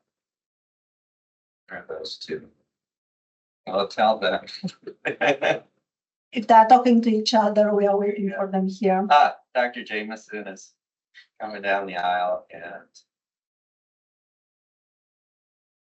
okay, well, while we wait for Dr. Buchanan, I'll start kicking off this session, and this session is something that is, I think, critical to us as an Alpha Clinic network, which is leveraging the CIRM infrastructure to improve accessibility. And before I get started on what this all means, I want to thank CIRM. I want to thank the organizers of this meeting, CEDARS, Dr. Avalos and Lewis, for putting on such a great meeting and a lot of constructive, really thoughtful ways forward for us. But first, I'm a Yankees fan. And let me tell you, JT, if I can call you that, I grew up in New York City, actually Brooklyn Dodgers were there originally. And I thought, I'm a lifelong Yankees fan. I came out here in 2002, and my claim to fame is that Joe Torre followed me out here. So whatever happens tonight, I guess I'll be a winner. I'm a principal investigator. I'm a pediatric oncologist. I'm the director of our UCLA Alpha Clinic. And this is why this panel is so important. And we'll get to the introductions in a second. Because as an investigator and as a clinician, I assume when I put in orders for a clinical trial, therapeutic, I'm putting through a trial, that all of this stuff is just going to happen. I schedule the patient shows up, I consent them, screen them. Here is the investigational therapeutic, and on you go. What we take for granted as investigators is the enormous amount of infrastructure that goes in to getting these trials off the ground, from the manufacturing of an incredibly complex cellular gene therapy product to the infrastructure and the expertise of research nurses and coordinators, investigators, the space where we do this. All of this requires enormous investment. And CIRM has really been a bellwether and really critical to these programs. As an Alpha Clinic director, I kind of look at ourselves as general contractors putting up $50 million houses in Los Angeles, or maybe $1 billion houses in terms of gene therapeutics. So with that, we're going to talk about manufacturing, clinical infrastructure, and how this all plays together in our Alpha Clinic network. So I'm going to go down the line here, just a very brief introduction of who you are. I think most of us know, but we'll start with Dr. Jameson right now.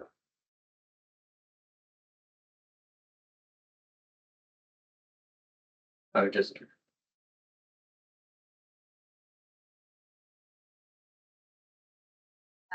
Katrina Jameson, I go by Kat. It's great to see everybody in the audience and to be able to work in lockstep with CIRM and our fellow Alpha Clinic directors. Undaunted by difficulty, I'm from UC San Diego, and I have the pleasure of working with our other Alpha Clinic staff here. Jameson, I can see Sarah, everybody here. Thank you for being here. Hi, this is another video of the director of Apple. Avis, they're great, and also medical for TFP facility. We are here with our team, and also in the back there. Usually they're the loudest group there. And Brian here. I'm Daniela Bota. I am the director of the Alpha Clinic at UC Irvine, where I have also the privilege to serve as the vice dean of clinical research and in charge of our clinical trial infrastructure for the whole school of medicine. It is a lot of fun to run clinical trials in other specialties, including mine. I'm a regional oncologist. I'm here with my Alpha Clinic team, which is sitting somewhere in the back. If you want to come and visit our table, we're going to learn a lot of things about what we are doing. I am Tom Buchanan. I go by Tom. I am the director of the Alpha Clinic in Southern California, Children's Hospital in Los Angeles. The imposter up here, I'm a children's endocrinologist who doesn't do cell therapy, but I'm the vice dean for all of research at the Keck School of Medicine and also at the Clinical and Translational Science Institute. So because of that experience in infrastructure of clinical trials, and with Alan Wynn, I helped develop our CGMP facility. I got this job and I think Thank you. My name is Brian Fury. I'm the director of manufacturing for the UC Davis GMP facility. Also here with the ASCC group, Karen, Dara, Tricia, Dr. Lee. That's a pleasure. Thank you. Hi, everyone. Thanks for having me here. I'm Drew Serene. I'm the executive director of the Biomanufacturing Center at Cedars-Sinai, located about 5 minutes walk from here. We support the investigation of clinical trials. We have a GMP facility, as well as a biorepository to focus on patient-specific iPSLs for drug discovery and disease planning. So that would be the I'm Tanya Summer. I'm the VP of Cell Gene Therapy Operations at City and the head of the Center for Bioinnovation Manufacturing, which includes cell and gene therapy, GMP manufacturing, and the associated transplant. We have several people here. How beings here speaking economics of happy to be here to participate. Awesome. Thanks, everybody. So how's this going to work? About 40 minutes. We're shortening it a little bit so we can get to lunch sort of on time. I have a few questions, but I might also like to take questions from the audience as well. So as we get going, the conversation starts, feel free to raise your hand and we'll pass you the microphone.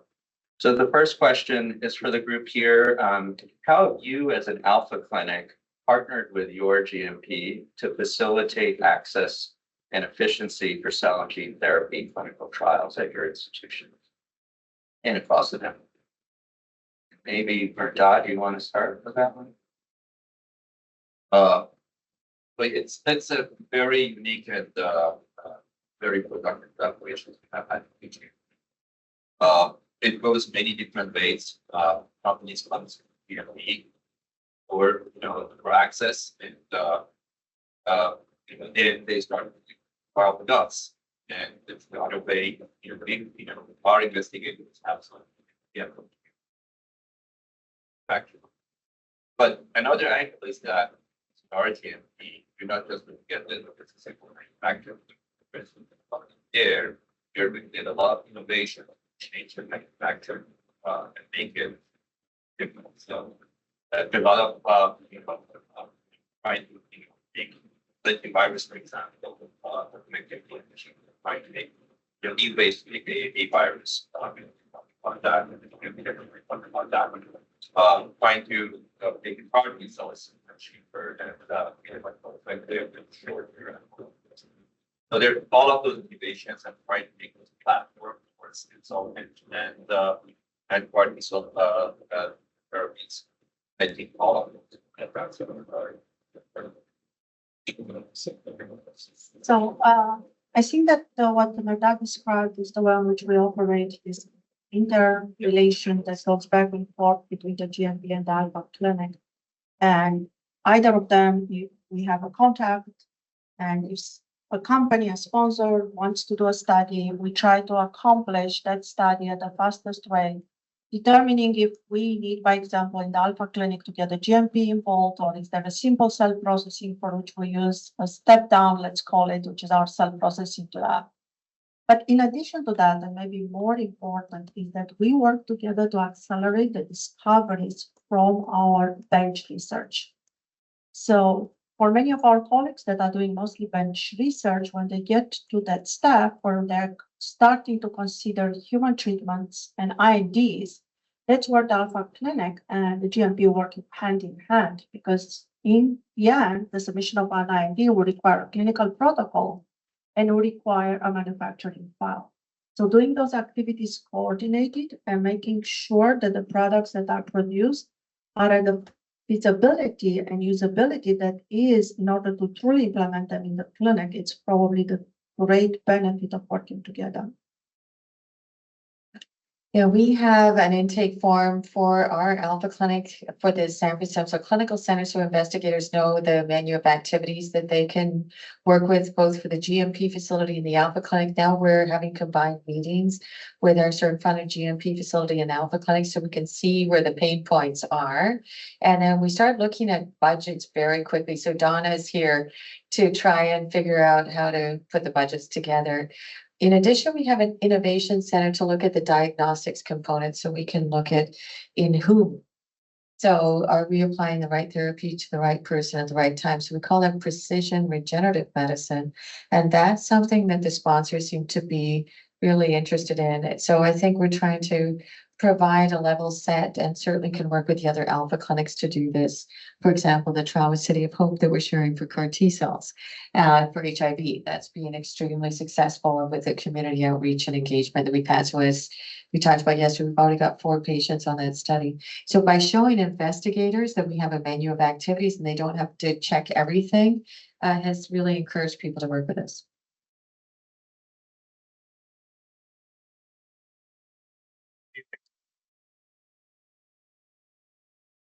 Had an advantage of being relatively recent at our Alpha clinics for about a year and a half. And it started out by actually developing Children's Hospital, our GMP facility. So when we got the Alpha clinic, we have been fully integrated. So we have an advisory committee for the GMP, and we have the Alpha clinic report on that. The same we had our Alpha clinic meetings. So we're just getting started, but we have kind of pipeline development assessment, and we're beginning to work with people that were doing their preclinical development. As you say, they need regulatory support and planning for development. And basically all of the cell and gene therapy protocols come to USC They don't, we don't do them, but they're notified. So where you're going to try to provide videos. Thank you, Tom. I have a question for the GMP directors towards the end here. And I don't think this is a problem that's unique to us at UCLA. It's probably a nationwide issue. And it's about workforce development and recruitment within the GMP space. And what have been your strategies for really developing a robust talent pool at each of your Alpha Clinic and GMP centers? So at UC Davis, we've established, we have collaborations with CIRM through the Spark program. So that allows us to engage with high school students at a very young age. And we have about 10 students that come and spend the summer with us. They get to volunteer and work in laboratories with some of our frontline researchers, and also they have the opportunity to participate in accredited education programs through our Bio 225 accredited college course through the Bridges program, was established through that, and actually survey the college course material as well, and participate in taking the exams that the college students do. Additionally, we also have the Compass program, and that's actually been a really interesting development for us, as it's provided us with a pool of candidates who work on projects directly with us related to the manufacturing that we're doing in parallel. And that's actually resulted in the hiring for GMP manufacturing staff. And then, of course, we do have the Bridges program, which is the college master's program. It's the professional master's, where they go through the entire stem cell education program. They learn about GMP manufacturing, regulatory, and the components, and then at the end they receive a master's in stem cell research with a fairly robust GMP component, which they use large GMP. So I'll just add to that. For us, we started, facility was constructed in February 2020, occupied a month before the pandemic. Our operations began 2021. So last 2 years or year and a half, we've been funded through the CIRM infrastructure program. And that led to us developing two main sort of initiatives. One was a internship program. In fact, applications for that are open now for the spring semester. And that's like a 14-week program where we're actually partnering with local community colleges, and a separate accredited cell and gene therapy certificate program that we partner with Valley Mission College, which is an underserved community, to really develop students that are straight out of high school or associate's degree that can get in bachelor's in biomanufacturing. And that's another about 16-week program. So that's led, in fact, we've hired 5 candidates from those colleges that are formal part of our talent pool. So that's one way we've developed workforce and development. So that's it.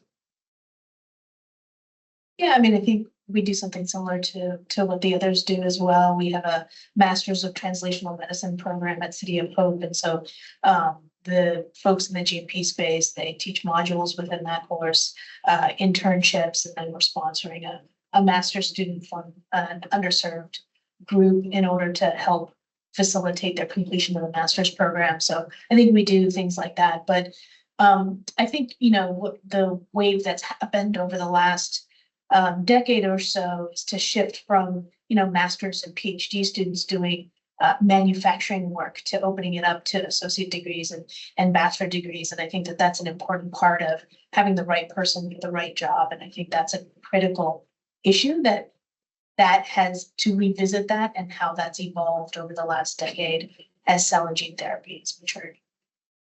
And I'll stay on that side of the panel for a second, and I want to focus a little bit on, what's unique to us as an Alpha network and as a CIRM GMP network, and how do we what are the opportunities for collaboration? What are things that we've done and things that I think are low-hanging fruit coming up to strengthen our ability to provide these types of therapies in clinical trial to our patients? I'll start on that one. So I think, we have our own GMP Info 5 network, and I think that that's a great space for us to work collaboratively. And there's been we're just getting started. There's been some knowledge sharing that I think is really helpful for the academic GMP facilities to in the pre-competitive space or non-competitive space of just how do you run an organization to really facilitate that.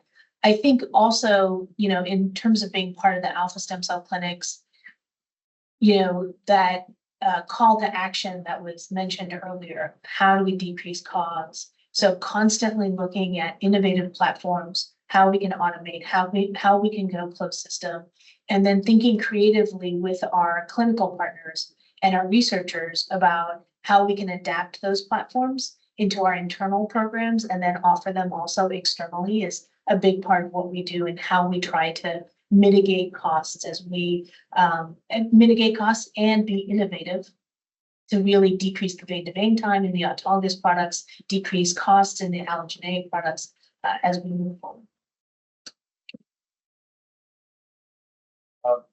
Or, you know, obviously, as Tabby mentioned, we have internal collaboration between the CIRM Gene Therapy and Manufacturing Network. One of the things we've worked on is, you know, as we go through many sort of conferences and meetings, there have been industry sponsors that have been really interested in our GMP manufacturing capabilities. But in addition to that, they're looking for the right kind of clinical KOL and a sponsor that's on the clinical side. And that's one way we've sort of made those connections with the Alpha Clinic Network. And that's where much of these collaborations have been fostered. One of the sort of pain points is, you know, having the right kind of protected time for the clinical KOL, because some of them are very busy, and how they can be focused on a specific, you know, protected time for actually enabling CIRM-sponsored cell and gene therapies. And that is sort of lacking. I think that's where things end up slowing down. And we need to figure out a way to work through that pain point on the bottom. Thank you. Anything else to add, Ryan? That's okay, perfect. So I'm going to shift a little bit to clinical care, specialized clinical care and expertise. And this is where I learned from our panelists here on the board, because we have these issues as well. They're very personal to me. And that is, as we're looking at, I mean, the complexity of these cellular and gene therapy clinical trials and regenerative medicine trials has increased exponentially, so that one investigator from one specialty probably can't cut it all in terms of treatment, follow-up, adverse events, medication, supportive care medications. And so how, as an Alpha Clinic, have you addressed that or trying to address that in the scope of clinical teams within your Alpha Clinics? And maybe I'll start with Dr. Jameson. Okay, I'm glad you asked that. Yes, so since we've had our Alpha Clinic since 2015, we realized we would have to have these integrated clinical teams, both for inpatient and outpatient. And so what we've really done is focused on having our division of regenerative medicine have an outpatient service in the stem cell clinic, and then an inpatient service with the more increasingly efficient transition from one to the other, because we know people go in and out. So Sarah Carpin is here as our lead advanced practice practitioner, helping to run that. We have a director for the clinical service, Sandeep Patel, and then a deputy director, Michael Choi. And then we also have a group that interfaces with the GMP facility with Dan Kaufman, who runs our GMP facility, and then the rest of our team. So we really try and integrate. And then going back to the last point, we have trial experts. So to try and give people protected time, we actually wrote that into our Alpha Clinic grant, Alpha Clinic 2.0. So we have trial experts for metabolic disease, cancer, and then neurological diseases, and then gene therapy. So we have them meet with us once a month, and that seems to have helped a lot. And to have team meetings Mondays and Fridays with free coffee and bagels seems to work. Sign me up. Danielle, well, yeah, I always subscribe to the therapeutic value of bagels. I think that every institution addresses this in a different way, because we all have different environments. But the idea is the same, is that we do a very, very good evaluation of every clinical trial that's offered to us. And we determine, as part of the initial intake, who needs to be involved. And then we have the physicians that have been involved with our inpatient and outpatient studies. in addition to the investigator, because as we were talking before, a lot of the cellular therapies right now are very complex and they're the equivalent of inpatient transplantation.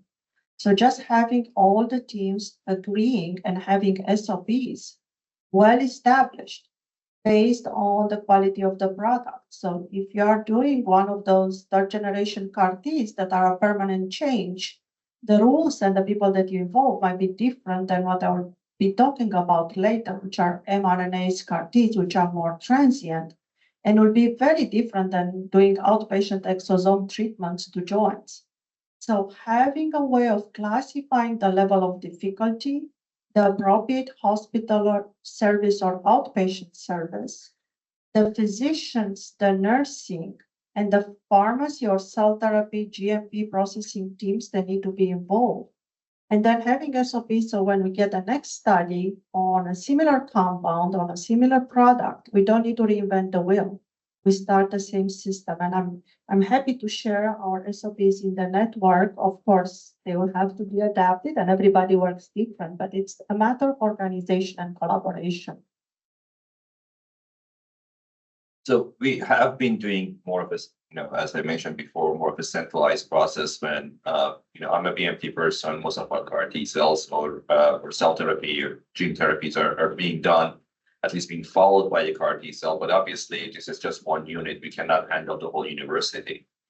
So one thing that has been extremely helpful for us is using nurses that are able to go and work with other groups there. Dora is our the main person here. She has a lot of experience in cell therapy, and then she works with all of other different division departments, educating them on how to administer these things, what side effect we are looking for that, and we found that extremely helpful as a big resources that we can provide, and we are hoping we can hire additional nurses to do exactly the same thing. So not everything is going to be, physicians is good to have interaction with, between physicians and physicians, but really the nurses are the main things administering these things there and then follow up on the support. So I think this has been very helpful for us. Thank you. In the last 10 minutes, I have other questions, but I want to be able to have you all be able to ask questions to our illustrious panel here. And I think we have one. I've got, I need you. This may be a little bit of a naive question, but I'm just wondering about, with the current availability of cell products and gene therapies and the ones that are going to come on the market soon, the projected cost, as people have said, are going to be very, very high, $2 to $4 million. And I'm just wondering why the costs are that high. Is it to kind of recoup development costs? And also, simplistically thinking, if the costs were lower, more patients would be around to get the therapies. And so, the developers or the companies that are providing this, with increased numbers of patients could still, maintain profits to allow them to progress. So I was just wondering what you guys think about all of that. Yeah, obviously the cost is, as we mentioned, most of these are very difficult. And it's very involved. Up to now, having REMS program is a big deal with that. Fortunately, at least for parties of the REMS program are gone. But you look at the company, one small company, but then become a major player there, one product, and that one product obviously they have to be going back to the one of the questions was asked about we have to manufacturing and how we can handle that. The problem is I'm hoping we can get more FDA today, is that it's hard to develop these things in different manufacturing areas and try to have one product in one PLA. One of the big initiatives we are trying to look is that point of view manufacturing, that we can manufacture products in multiple different PLCs to our network, either by regular brick and mortar PLCs or by mobile kits, and then go to the FDA and tell them that, we certify the whole teams, they're not exactly comparable data, and we try to get real-time data at any time. So exactly comparable products there that we're manufacturing, all of these things. It's like a big pharma company that have 2 or 3 different sites there. Want to show the same concept to the FDA, not go to the FDA, just people are not used to that for these products. Just trying to show the same concept to the FDA, that it's going to be exactly the same products manufactured in different facilities, but they use the same platform, the same the reagents and all of this. I want to send a provocative thought your way and everybody else's way, because recently I have heard quite a number of foundations, patients foundations, as well as a number of universities being approached by the companies, some of them holding INDs, some of them even holding PLAs. We all have talked about Orchard in the past, just to give you an example, were products that were highly successful or proven to promise, having a promise of being successful, were abandoned because of economic concerns. And they were saved in a way by being purchased, the rights to those compounds being purchased by foundations and occasionally even by universities. So I would be very curious when those products finally get to the level of having prices on them, how it will differ the price that it's required by an industry sponsor versus the price that is going to be supported by a foundation formed by the families of the people needing it or by a nonprofit university. I wanted to add one element. So all of these are absolutely part of the equation, but one part of the equation that's even in an academic GMP facility is that the cost of the materials are expensive. Actually, I should say the price of the materials is very expensive. Partly because there are not enough competitors in the plastic space, in the media space, in the cytokine space. Many of the antibodies that you use for selection, they're still custom. You're making them for your production. And so once these have a little bit more of a pervasive use, it will drive those costs down. So that's also part of the equation, because we have to really differentiate between price and cost. And for many of the cost of manufacturing is because of the price of the raw materials. If we can put some pressure on that side, that will trickle up as well. It's not the only part of the equation, but it is part of the equation. I wanted to add to Michael's point, platforms, automation, and precision. So in terms of platforms, Miltenyi makes the Prodigy system. We have different ways of automating all these processes. So as they become automated and more efficient and imposed, I think that we'll see the cost go down. As we link as Alpha Clinic Networks, ensure that we have the capability of making these products at 1/10 the cost, I think that will create a market competition. And so I mentioned automation and then precision. A lot of the times when we were giving CAR T-cell therapies or other therapies, it wasn't the right person. They didn't have the right target. We're now looking for antigen targeting. So we will work with companies that have made the right diagnostic. I'll mention Tempest because we're doing the A2 bio trial. So first the patients enter on the non-interventional study. We see, do they have the 2 antigens of choice? And then they graduate from base camp to Everest. And I think the FDA is going to require that more and more, that they have the target antigen of interest, or that we're actually doing this at the right time. The final thing I did mention is inflammation. So when we do stem cell transplants into spinal cord and people who've had spinal cord injury, are we looking for inflammation that will deter engraftment? So I think there are actually 4 components that we need to look at in patients to make sure that we're not wasting money, because really what the companies are trying to do is recoup their losses. So if it's 4.4 million for a product from Orchard, it's because they spent all of that time doing a fantastic job, but sometimes in a way that wasn't optimized. So, and that's for everybody. So I think we can optimize as an Alpha Clinic and GMP network. One more question.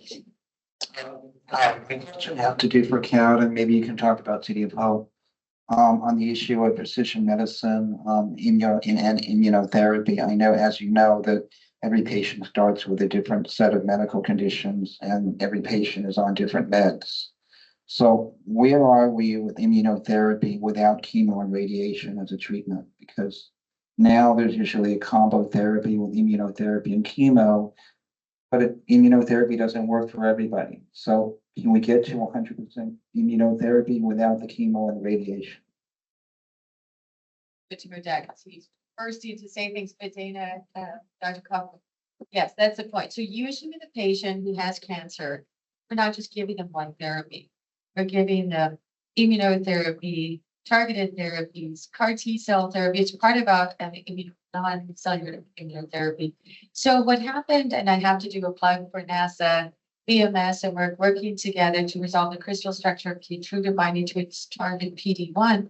So instead of an IV formulation, now we have an injectable that you can just dip into clinic, get your injectable immune checkpoint inhibitor. So I think we are looking at these combined therapies for most people. So I think that immunotherapies are really taking over together with targeted therapies that block signaling.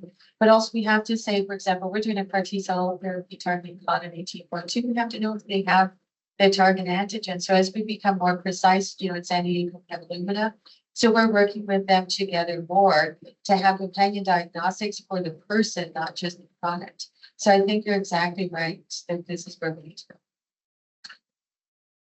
So some of the actually products, like just like Parkinson's, now we are starting to see Parkinson's that we don't need in patient, for example, that are combined with that. Some of the autoimmune disorders that they work. So I think through innovations and research, we're gonna hopefully get there. All of us hoping that the chemotherapy is a goal. Going back to what very quickly was mentioned about the price, it's actually sad to see. Some of these manufacturing, big pharma that were making these products there, at the beginning, their costs were very high, but now they have changed their platform and the cost of their, of them manufacturing these products, now it's very, very cheap for them. And still the price is, if nothing, lower, it's actually higher. So that's why it's so important for us as an academic center. Again, work our magic, trying to work with the innovation and science and come with the solutions to make this much cheaper. Thank you, Merdad. I think we're about at the end of the panel, but I do want to thank our panelists, our illustrious panelists, a very diverse group of people here, experts in their own right, and really driving forward the field of cell, gene, and regenerative medicine. So I'm so thrilled to share the stage with all of you. Thank you. It's been a really informative session for me personally. I learned a lot, as I'm sure you all have. And go Dodgers and go Yankees.